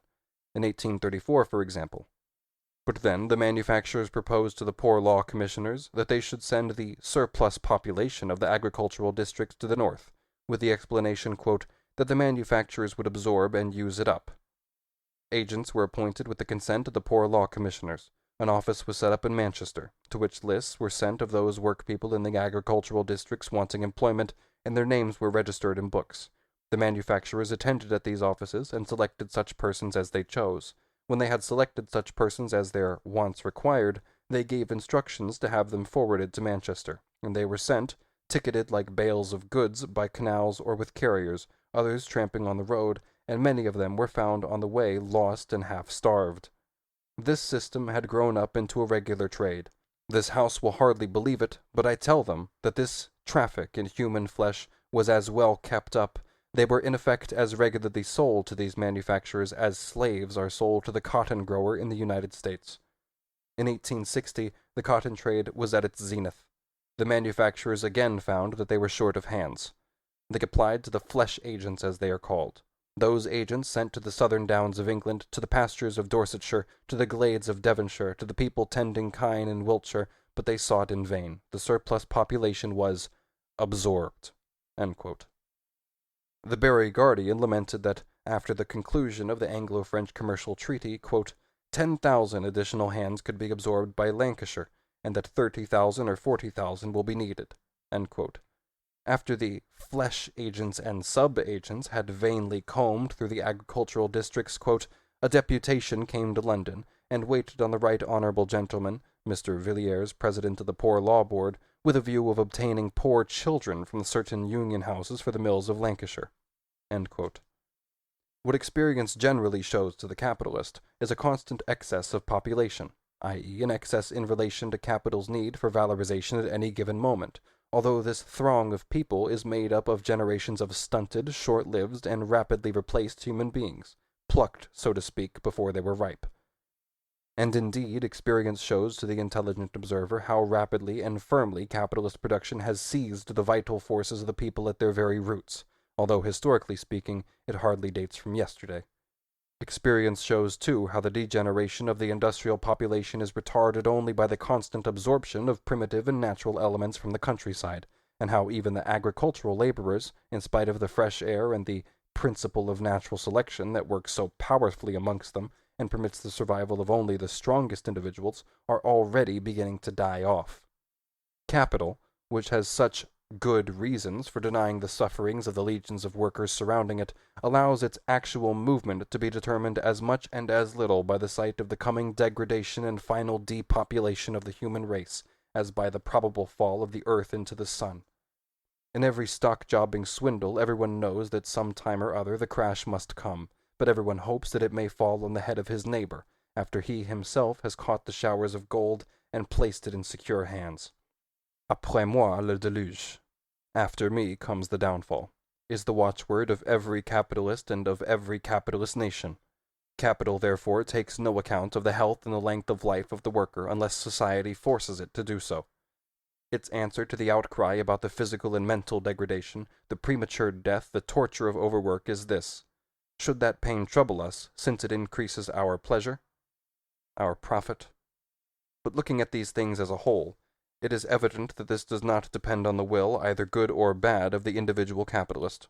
Under free competition, the immanent laws of capitalist production confront the individual capitalist as a coercive force external to him. The establishment of a normal working day is the result of centuries of struggle between the capitalist and the worker. But the history of this struggle displays two opposite tendencies. Compare, for example, the English factory legislation of our time with the English labor statutes from the 14th century too well into the middle of the 18th. While the modern factory acts compulsorily shorten the working day, the earlier statutes tried forcibly to lengthen it. Of course, the pretensions of capital in its embryonic state, in its state of becoming, when it cannot yet use the sheer force of economic relations to secure its right to absorb a sufficient quantity of surplus labor, but must be aided by the power of the state, its pretensions in this situation appear very modest in comparison with the concessions it has to make, complainingly and unwillingly, in its adult condition. Centuries are required before the free worker, owing to the greater development of the capitalist mode of production, makes a voluntary agreement, i.e., is compelled by social conditions to sell the whole of his active life, his very capacity for labor, in return for the price of his customary means of subsistence, to sell his birthright for a mess of pottage. Hence it is natural that the longer working day which capital tried to impose on adult workers by acts of state power from the middle of the 14th to the end of the 17th century is approximately of the same length as the shorter working day which, in the second half of the 19th century, the state has here and there interposed as a barrier to the transformation of children's blood into capital.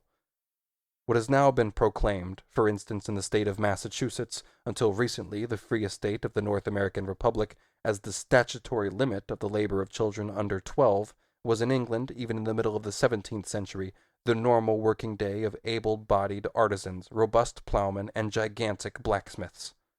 The first statute of laborers found its immediate pretext, not its cause, for legislation of this kind outlives its pretext by centuries, in the great plague that decimated the population, so that, as a Tory writer says, quote, the difficulty of getting men to work on reasonable terms, i.e., at a price that left their employers a reasonable quantity of surplus labor, grew to such a height as to be quite intolerable.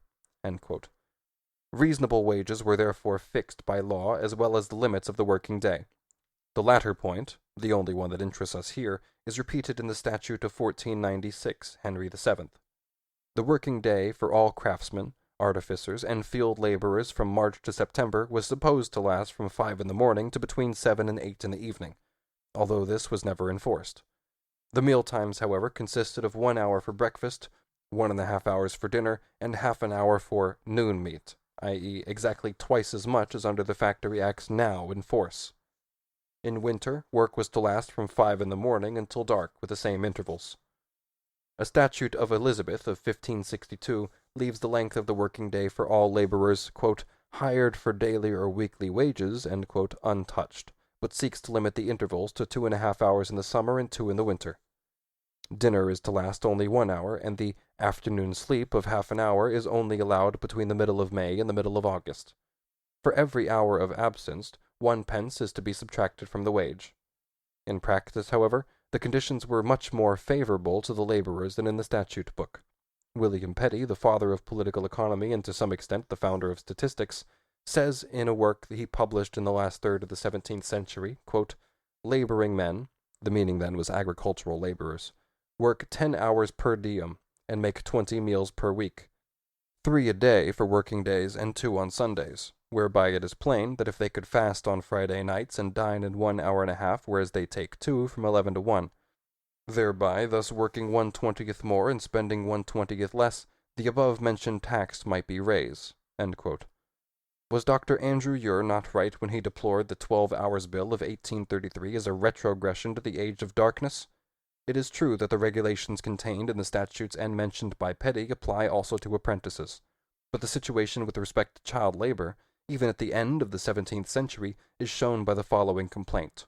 Quote, our youth, here in England, do absolutely nothing before they come to be apprentices, and then they naturally require a long time, 7 years, to be formed into complete craftsmen. End quote.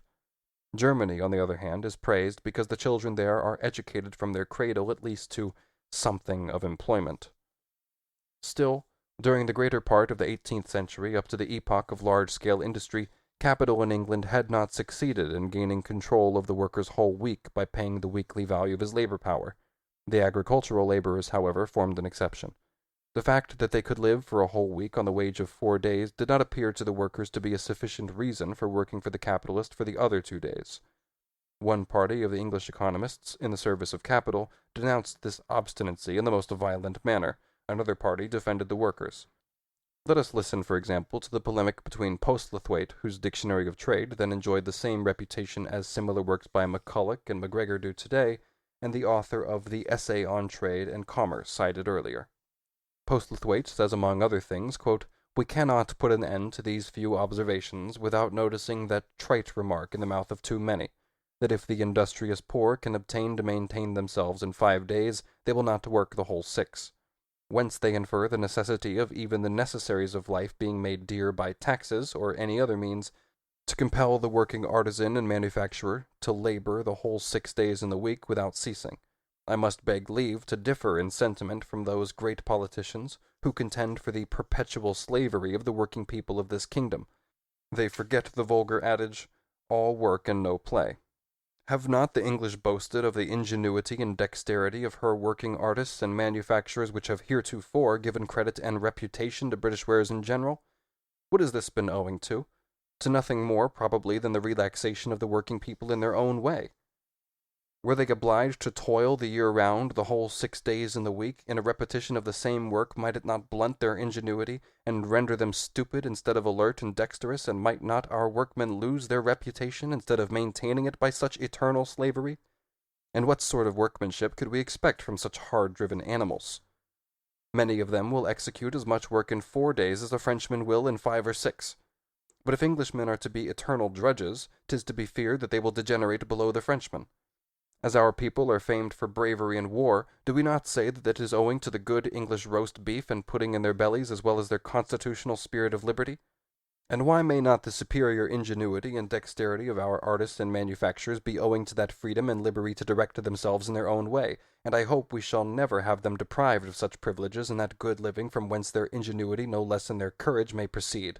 To this the author of the Essay on Trade and Commerce replies, quote, "If the making of every 7th day an holiday is supposed to be of divine institution, as it implies the appropriating the other 6 days to labor," he means capital, we shall soon see, "surely it will not be thought cruel to enforce it. That mankind in general are naturally inclined to ease and indolence, we fatally experience to be true, from the conduct of our manufacturing populace, who do not labor upon an average above 4 days in a week, unless provisions happen to be very dear.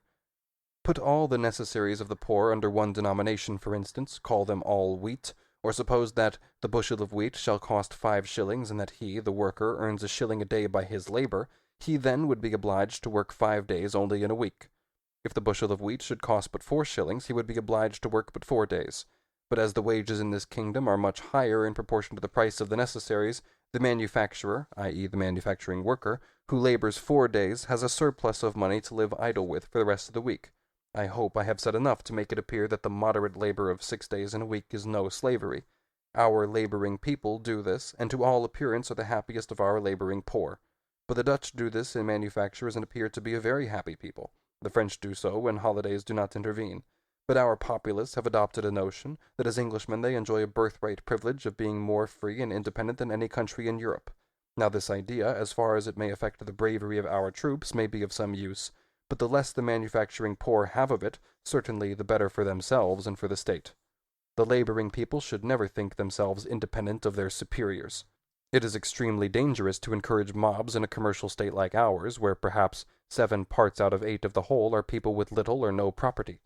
The cure will not be perfect till our manufacturing poor are contented to labor 6 days for the same sum which they now earn in 4 days." To this end, and for extirpating idleness, debauchery, and excess, promoting a spirit of industry, lowering the price of labor in our manufactories, and easing the lands of the heavy burden of the poor's rates, our faithful Eckhart of Capital proposes the well-tried method of locking up workers who become dependent on public support, in one word, paupers, in an ideal workhouse. Such an ideal workhouse must be made a house of terror, and not an asylum for the poor, quote, "where they are to be plentifully fed, warmly and decently clothed, and where they do but little work."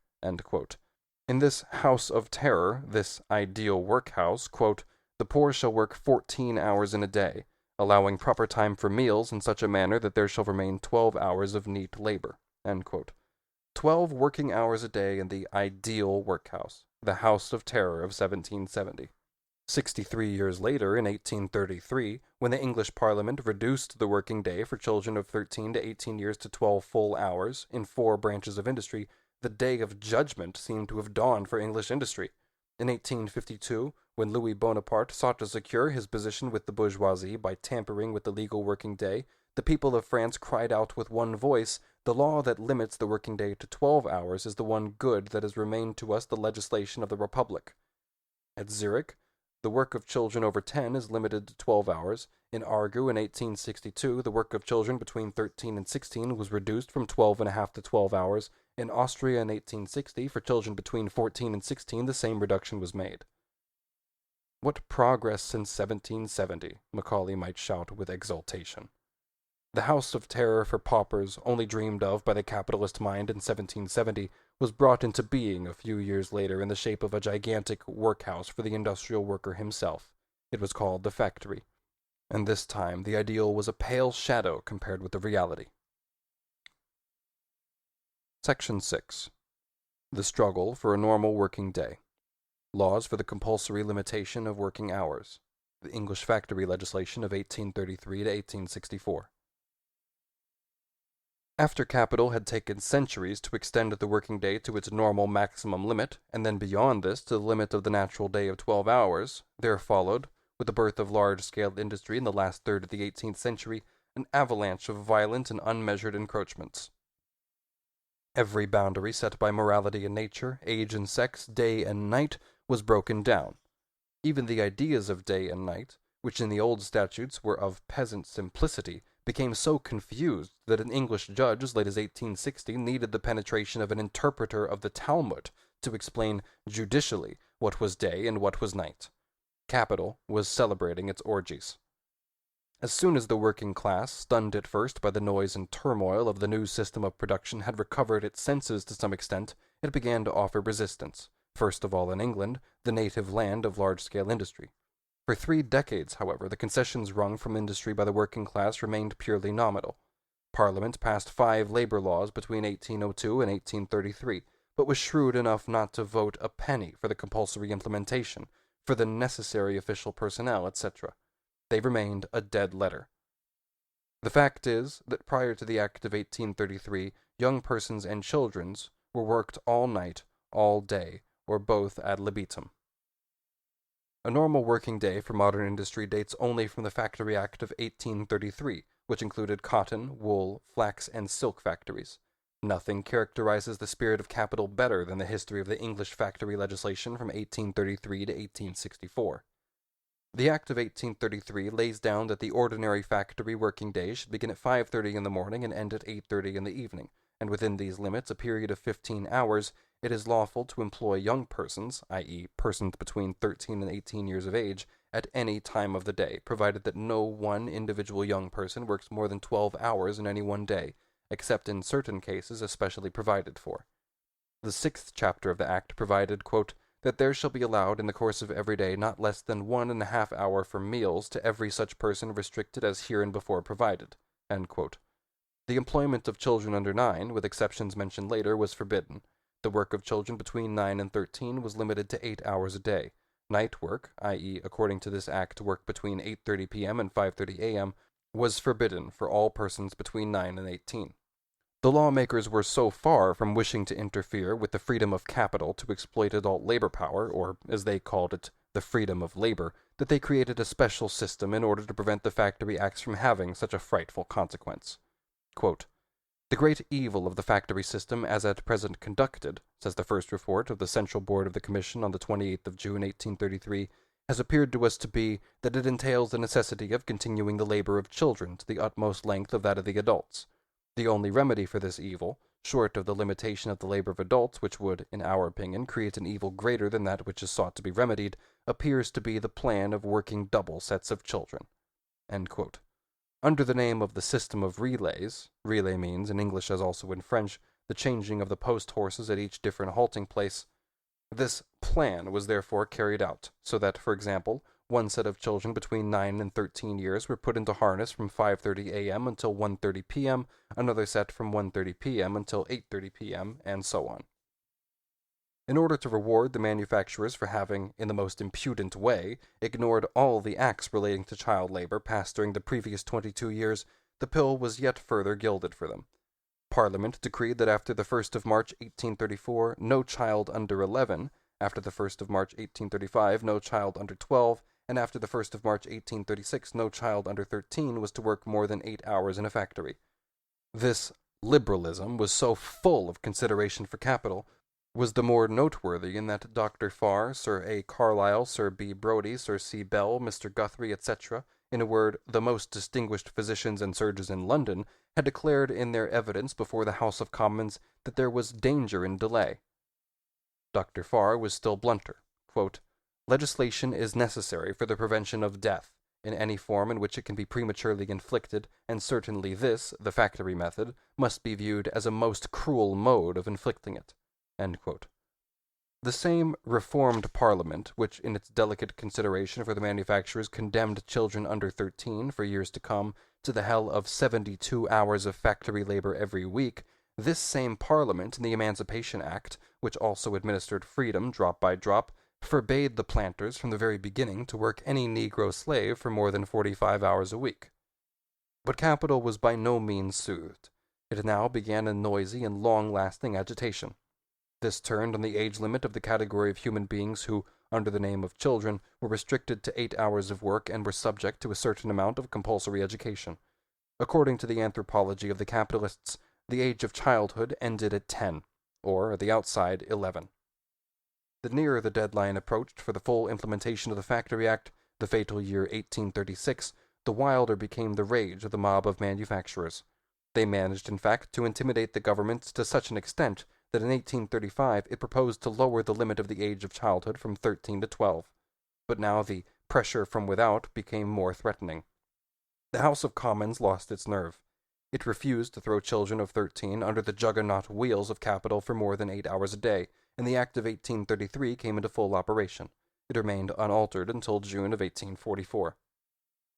During the decade in which it regulated factory work, at first in part, then entirely, the official reports of the factory inspector teem with complaints about the impossibility of enforcing it. The point of time within the 15 hours from 5:30 a.m. to 8:30 p.m. at which each young person and each child was to begin, break off, resume, or end his 12 or 8 hours of labor, was left by the Act of 1833 to the free decision of the Lords of Capital. Similarly, the Act also permitted them to assign different meal times to different persons. Thanks to this provision, the capitalists soon discovered a new system of relays, by which the work horses were not changed at fixed stations, but were always reharnessed at different stations. We shall not pause here to reflect on the beauty of this system, as we shall have to return to it later, but this much is clear at first glance. It annulled the whole Factory Act, not only in the spirit, but in the letter. How could the factory inspectors, with this complex bookkeeping in respect of each individual child or young person, enforce the legally determined hours of work, and compel the employers to grant the legal meal times? In many of the factories, the old and scandalous brutalities soon blossomed again unpunished. In an interview with the Home Secretary, 1844, the factory inspectors demonstrated the impossibility of any control under the newly invented relay system. In the meantime, however, circumstances had greatly changed. The factory workers, especially since 1838, had made the 10 hours bill their economic as they had made the charter their political election cry. Some of the manufacturers, even, who had run their factories in conformity with the Act of 1833, overwhelmed Parliament with representations on the immoral competition of their false brethren, who were able to break the law because of their greater impudence or the more fortunate local circumstances. Moreover, however much the individual manufacturer might like to give free rein to his old lust for gain, the spokesmen and political leaders of the manufacturing class ordered a change in attitude and in language towards the workers. They had started their campaign to repeal the Corn Laws, and they needed the workers to help them to victory. They promised, therefore, not only that the loaf of bread would be twice its size, but also that the 10 hours bill would be enacted in the free trade millennium. Thus they were even less inclined and less able to oppose a measure intended only to make the law of 1833 a reality. And finally, the Tories, threatened in their most sacred interest, the rent of land, thundered with philanthropic indignation against the nefarious practices of their foes. This was the origin of the Additional Factory Act of the 7th of June, 1844, which came into effect on the 10th of September 1844. It placed under protection a new category of workers, namely women over 18. They were placed in every respect on the same footing as young persons, their working hours limited to 12 and night work forbidden to them. For the first time it was found necessary for the labor of adults to be controlled directly and officially by legislation. The Factory Report of 1844 to 1845 states ironically, quote, "No instances have come to my knowledge of adult women having expressed any regret at their rights being thus far interfered with." End quote. The working hours of children under 13 were reduced to 6.5, and in certain circumstances to 7. To get rid of the abuses of the spurious system of relays, the law established, among other things, the following important regulations. Quote, "The hours of work of children and young persons shall be reckoned from the time when any child or young person shall begin to work in the morning." End quote. So that if A, for example, begins work at 8 in the morning and B at 10, B's working day must nevertheless end at the same hour as A's. Quote, "The time shall be regulated by a public clock." End quote. For example, the nearest railway clock, by which the factory clock is to be set. The manufacturer has to hang up a legible printed notice stating the hours for the beginning and ending of work and the pauses allowed for meals. Children beginning work before 12 noon may not again be employed after 1 p.m. The afternoon shift must therefore consist of other children than those employed in the morning. Of the hour and a half for meal times, quote, "1 hour thereof at the least shall be given before 3 of the clock in the afternoon, and at the same period of the day. No child or young person shall be employed more than 5 hours before 1 p.m. without an interval for meal time of at least 30 minutes. No child or young person or female shall be employed or allowed to remain in any room at which any manufacturing process is then, i.e. at meal times, carried on." End quote. It has been seen that these highly detailed specifications, which regulate with military uniformity the times, the limits, and the pauses of work by the stroke of the clock, were by no means a product of the fantasy of the members of Parliament. They developed gradually out of circumstances as natural laws of the modern mode of production.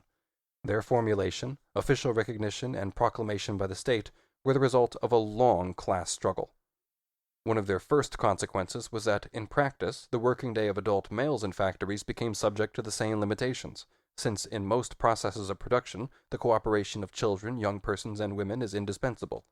On the whole, therefore, during the period from 1844 to 1847, the 12 hours working day became universal and uniform in all branches of industry under the Factory Act. The manufacturers, however, did not allow this progress without compensating retrogression.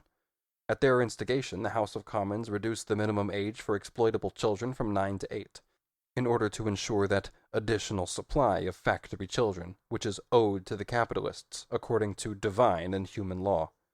The years 1846 to 1847 are epoch-making in the economic history of England. The Corn Laws were repealed, the duties on cotton and other raw materials were removed, free trade was proclaimed as the guiding star of legislation. In short, the millennium had arrived. On the other hand, in the same years the Chartist movement and the 10 hours agitation reached their highest point. They found allies in the Tories, who were panting for revenge. Despite the fanatical opposition of the army of perjured free traders, headed by Bright and Cobden, the 10 hours bill, so long struggled for, made its way through Parliament. The new Factory Act of the 8th of June, 1847, enacted that there should be a preliminary reduction of the working day for young persons, from 13 to 18, and all females to 11 hours, but that on the 1st of May, 1848, there should be a definite limitation of the working day to 10 hours. For the rest, the act was only an amendatory supplement to the acts of 1833 and 1844.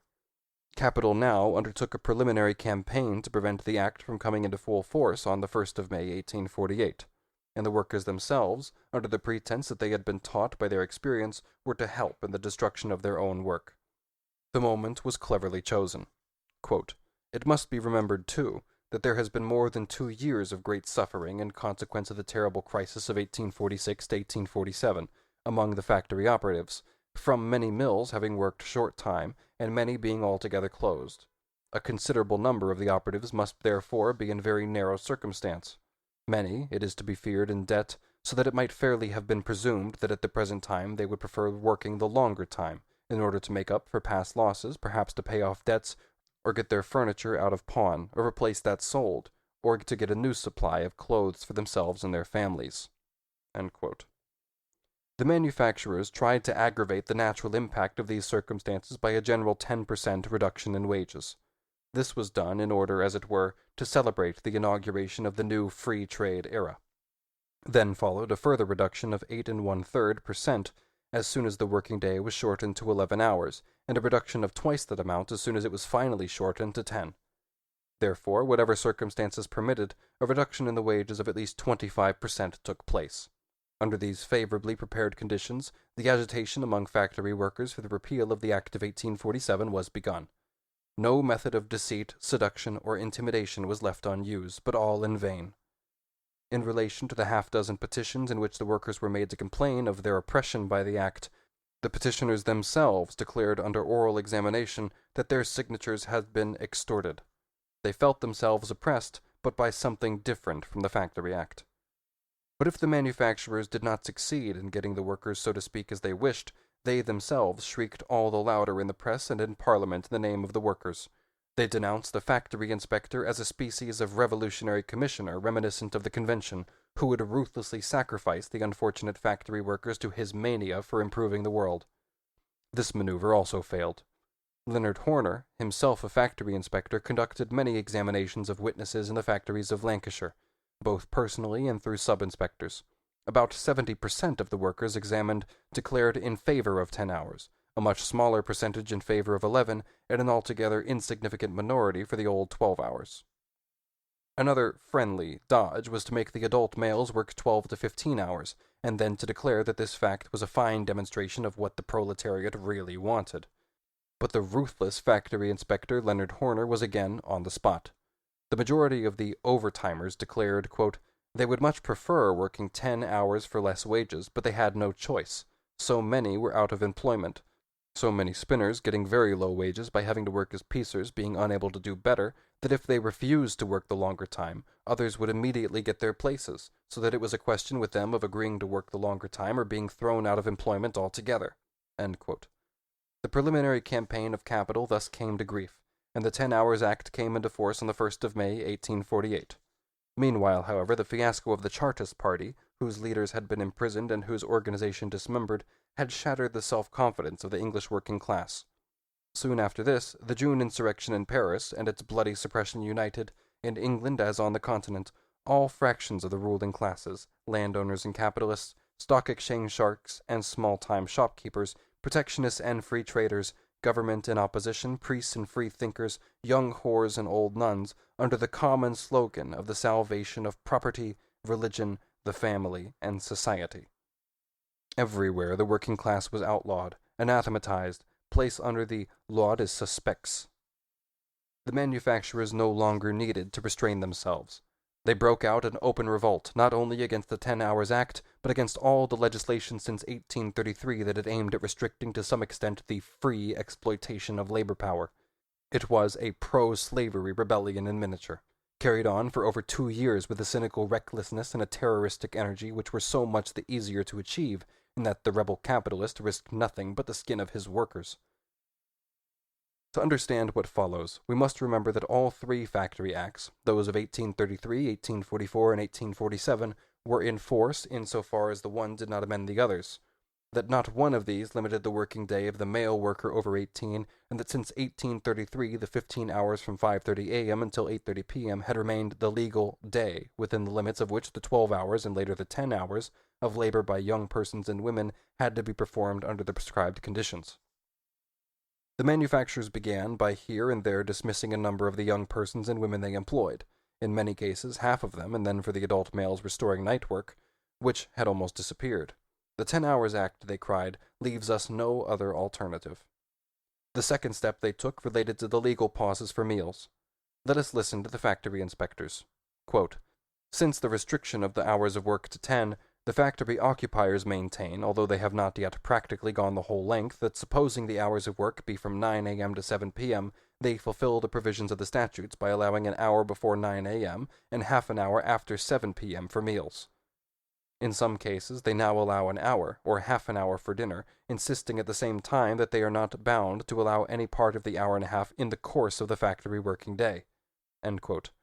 Thus, the manufacturers maintained that the scrupulously strict provisions of the Act of 1844 with regard to meal times only gave the workers permission to eat and drink before coming into the factory and after leaving it, i.e., at home. And why, indeed, should the workers not eat their dinner before 9 o'clock in the morning?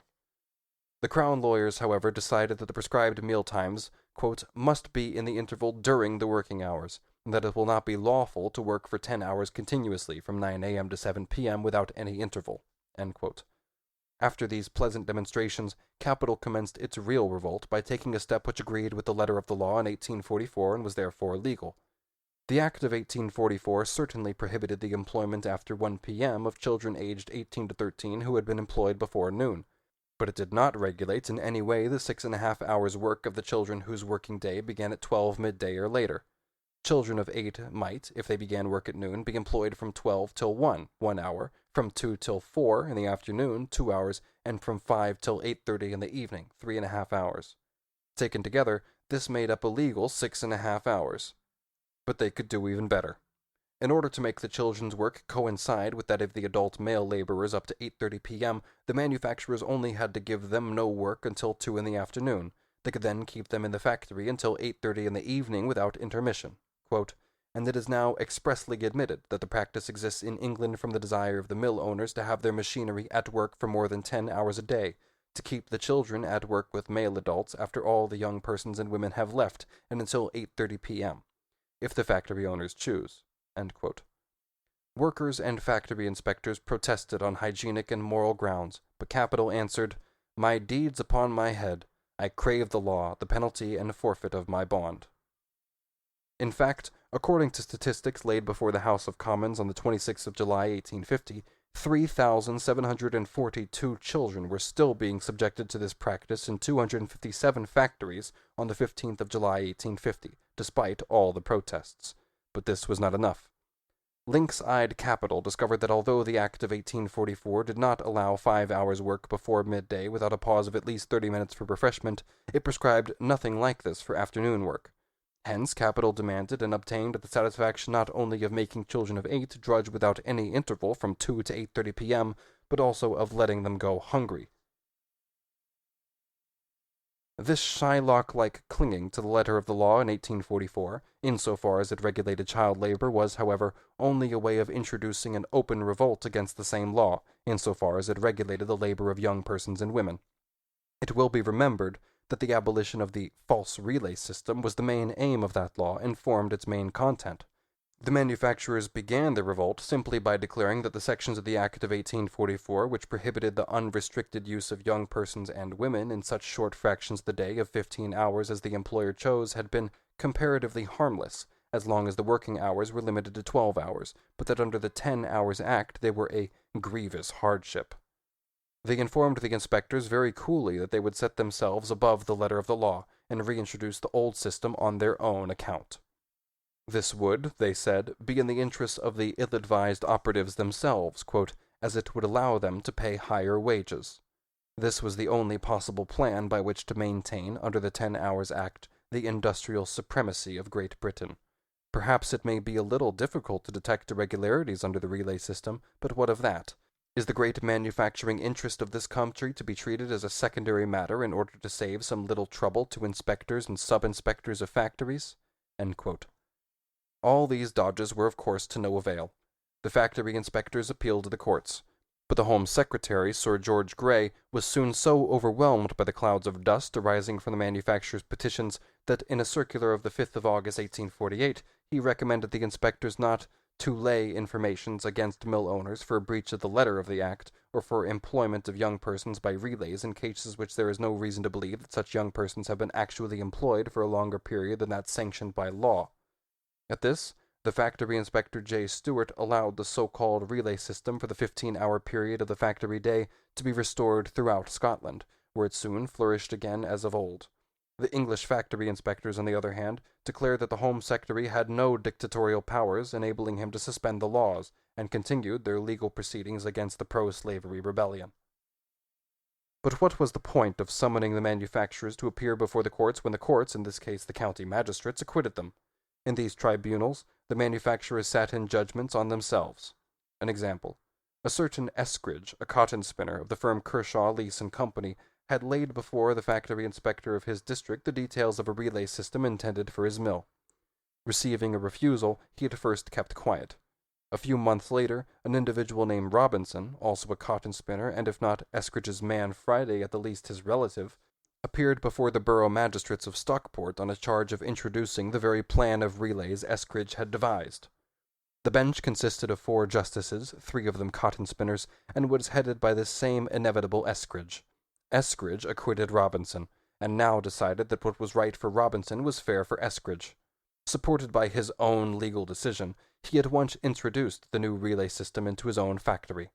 Of course, the composition of this tribunal was in itself a blatant violation of the law.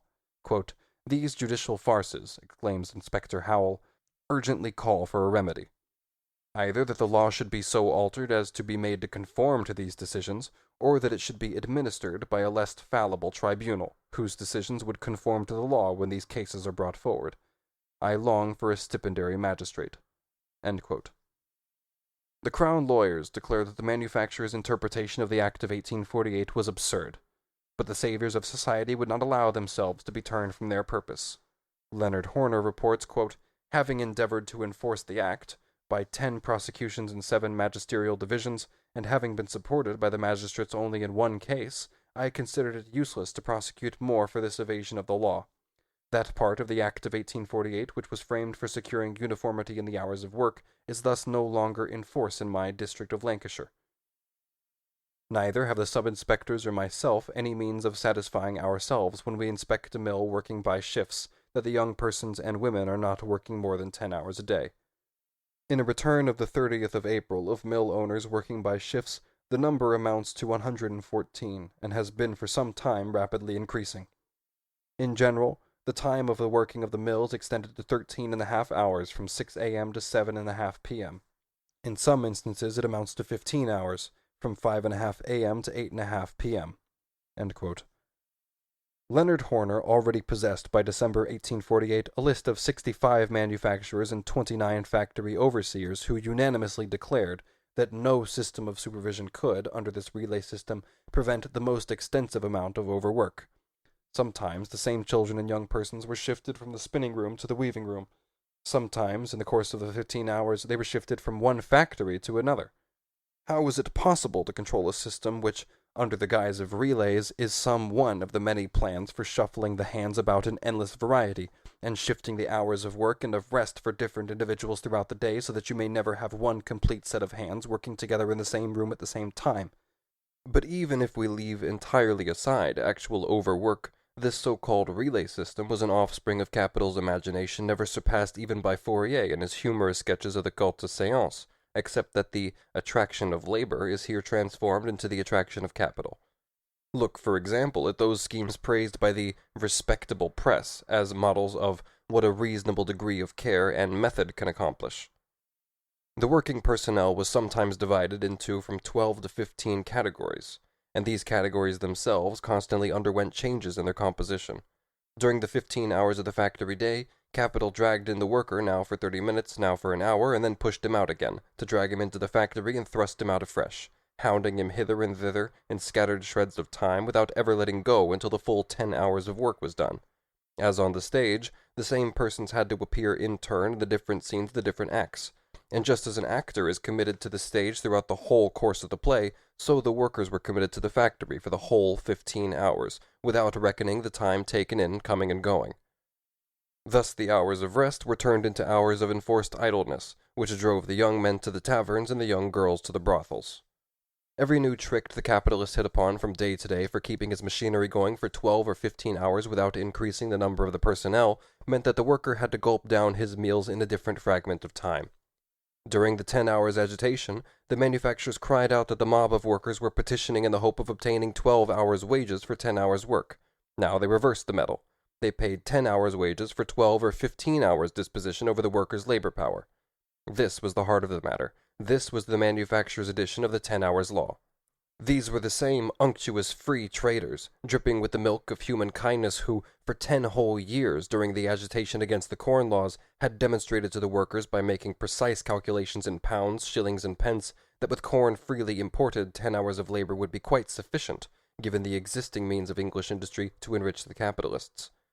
This revolt of capital was after 2 years finally crowned with victory by a decision handed down by one of the 4 highest courts in England, the Court of Exchequer, which, in a case brought before it on the 8th of February 1850, decided that the manufacturers were certainly acting against the sense of the Act of 1844, but that this Act itself contained certain words that rendered it meaningless.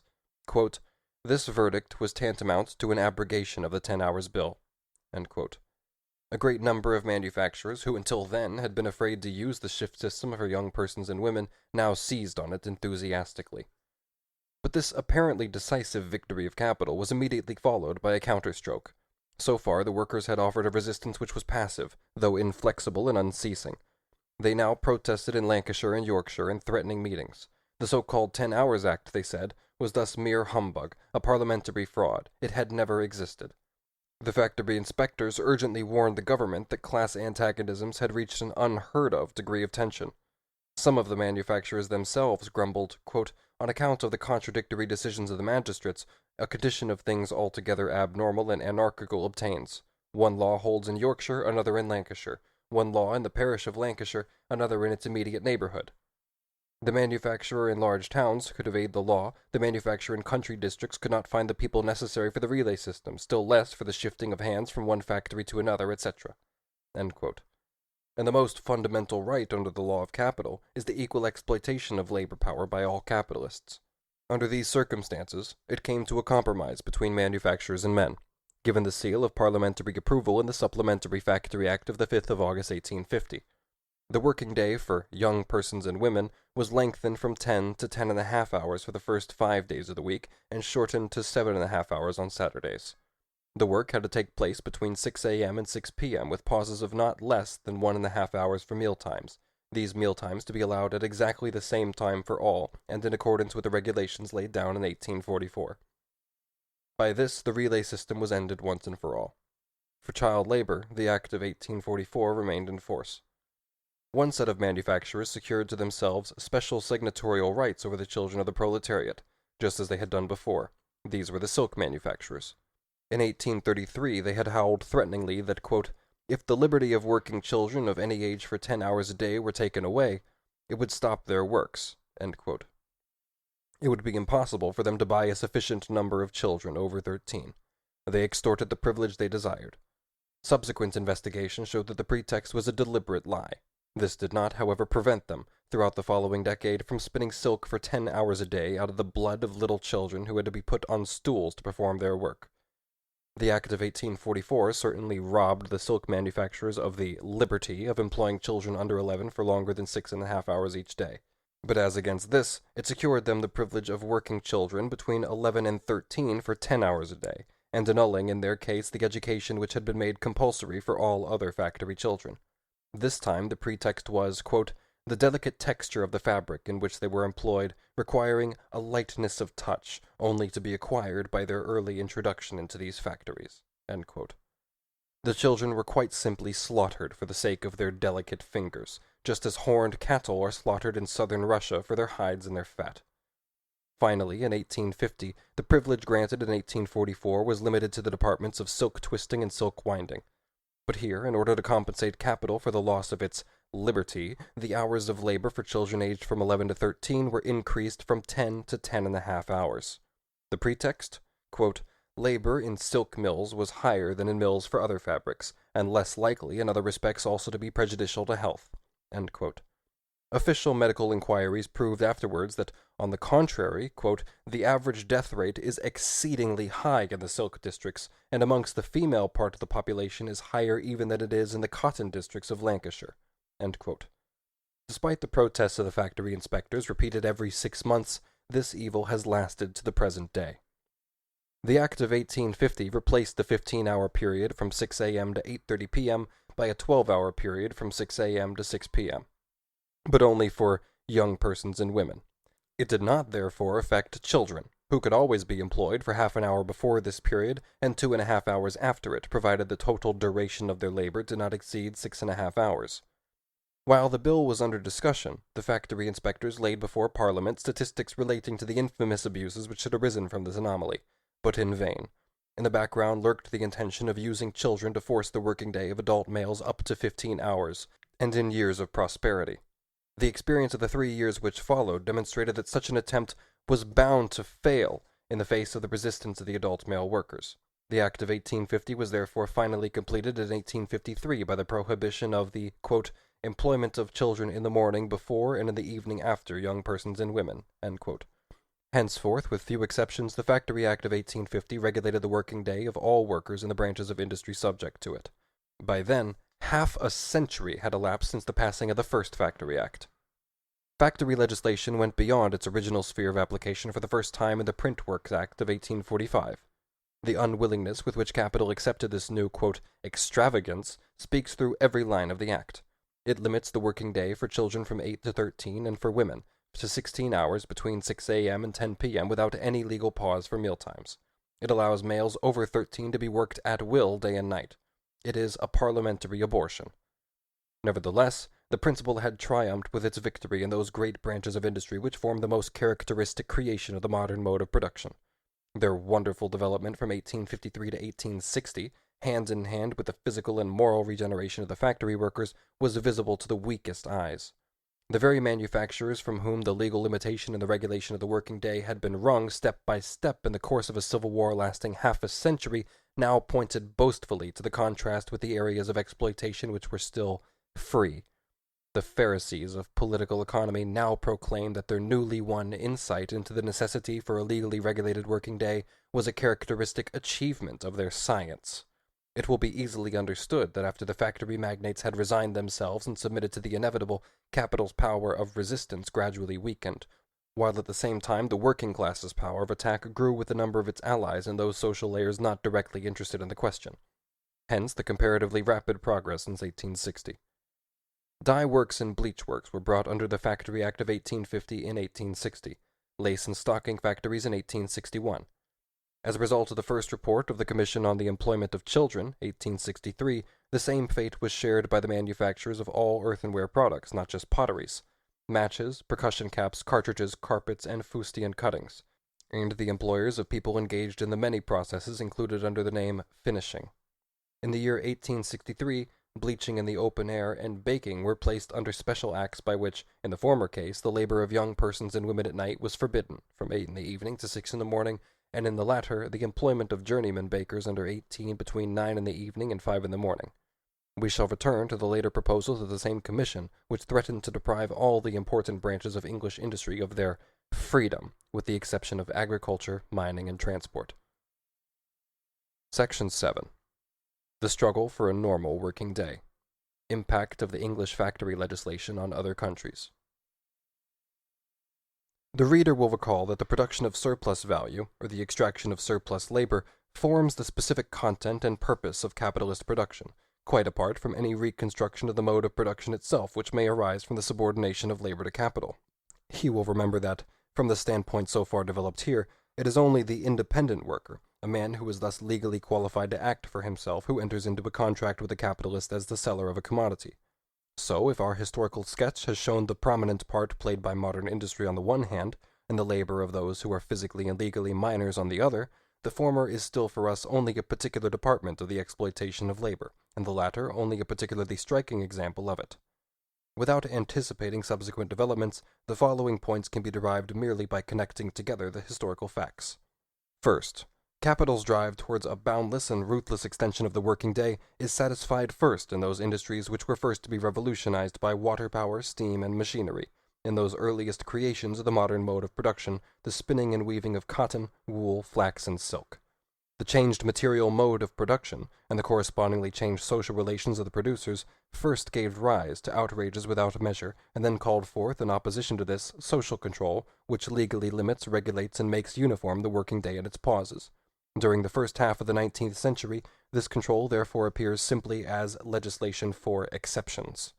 As soon as the Factory Acts had conquered the original domain of the new mode of production, it was found that in the meantime many other branches of production had made their entry into the factory system properly so called, that manufactures with more or less obsolete methods, such as potteries, glass-making, etc., that old-fashioned handicrafts like baking, and finally that even the scattered so-called domestic industries such as nail-making had long since fallen as completely under capitalist exploitation as the factories themselves. Factory legislation was therefore compelled gradually to strip itself of its exceptional character, or to declare that any house in which work was done was a factory, as in England, where the law proceeds in the manner of the Roman casuists. Second, the history of the regulation of the working day in certain branches of production, and the struggle still going on in others over this regulation, prove conclusively that the isolated worker, the worker as free seller of his labor power, succumbs without resistance once capitalist production has reached a certain stage of maturity. The establishment of a normal working day is therefore the product of a protracted and more or less concealed civil war between the capitalist class and the working class. Since the contest takes place in the area of modern industry, it is fought out first of all in the homeland of that industry, England. The English factory workers were the champions not only of the English working class, but of the modern working class in general, just as their theorists were the first to throw down the gauntlet to the theory of the capitalists. Hence, the philosopher of the factory, Ure, considers it a mark of inextinguishable disgrace on the part of the English working class that they wrote the slavery of the Factory Acts on their banners, as opposed to capital, which was striving manfully for the perfect freedom of labor. France limped slowly behind England. The French 12 hours law needed the February Revolution to bring it into the world, and it has far more loopholes than its English model. Nevertheless, the French revolutionary method has its own peculiar advantages. At one stroke, it dictates the same limits to the working day in all shops and factories without distinction, whereas the English legislation yields reluctantly to the pressure of circumstances, now on this point, now on that, and is well on the way to creating an inextricable tangle of contradictory enactments.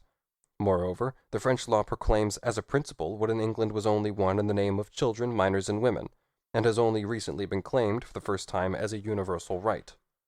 In the United States of America, every independent workers' movement was paralyzed as long as slavery disfigured a part of the republic. Labor in a white skin cannot emancipate itself where it is branded in a black skin. However, a new life immediately arose from the death of slavery. The first fruit of the American Civil War was the 8 hours agitation, which ran from the Atlantic to the Pacific, from New England to California, with the 7-league boots of the locomotive. The General Congress of Labor held at Baltimore in August of 1866 declared, quote, "The first and great necessity of the present, to free the labor of this country from capitalistic slavery, is the passing of a law by which 8 hours shall be the normal working day in all states of the American Union. We are resolved to put forth all our strength until this glorious result is attained." End quote. At the same time, the beginning of September 1866, the Congress of the International Workingmen's Association held at Geneva passed the following resolution, proposed by the London General Council, quote, "We declare that the limitation of the working day is a preliminary condition without which all further attempts at improvement and emancipation must prove abortive. The Congress proposes 8 hours as the legal limit of the working day." End quote. Thus the working class movement on both sides of the Atlantic, which had grown instinctively out of the relations of productions themselves, set its seal on the words of the English factory inspector R.J. Saunders, quote, "Further steps towards a reformation of society can never be carried out with any hope of success unless the hours of labor be limited and the prescribed limit strictly enforced." End quote.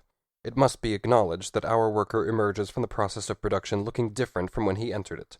In the market, as owner of the commodity labor power, he stood face to face with owners of other commodities, one owner against another owner. The contract by which he sold his labor power to the capitalist proved in black and white, so to speak, that he was free to dispose of himself.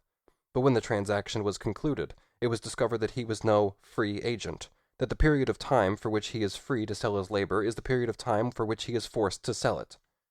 That, in fact, the vampire will not let go while there remains a single muscle, sinew, or drop of blood to be exploited. For protection against the serpent of their agonies, the workers have to put their heads together and, as a class, compel the passing of a law, an all-powerful social barrier by which they can be prevented from selling themselves and their families into slavery and death by voluntary contract with capital.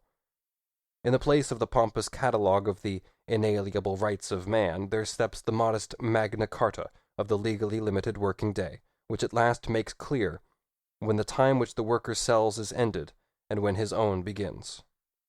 Quantum mutatis ab illo. What a great change from that time!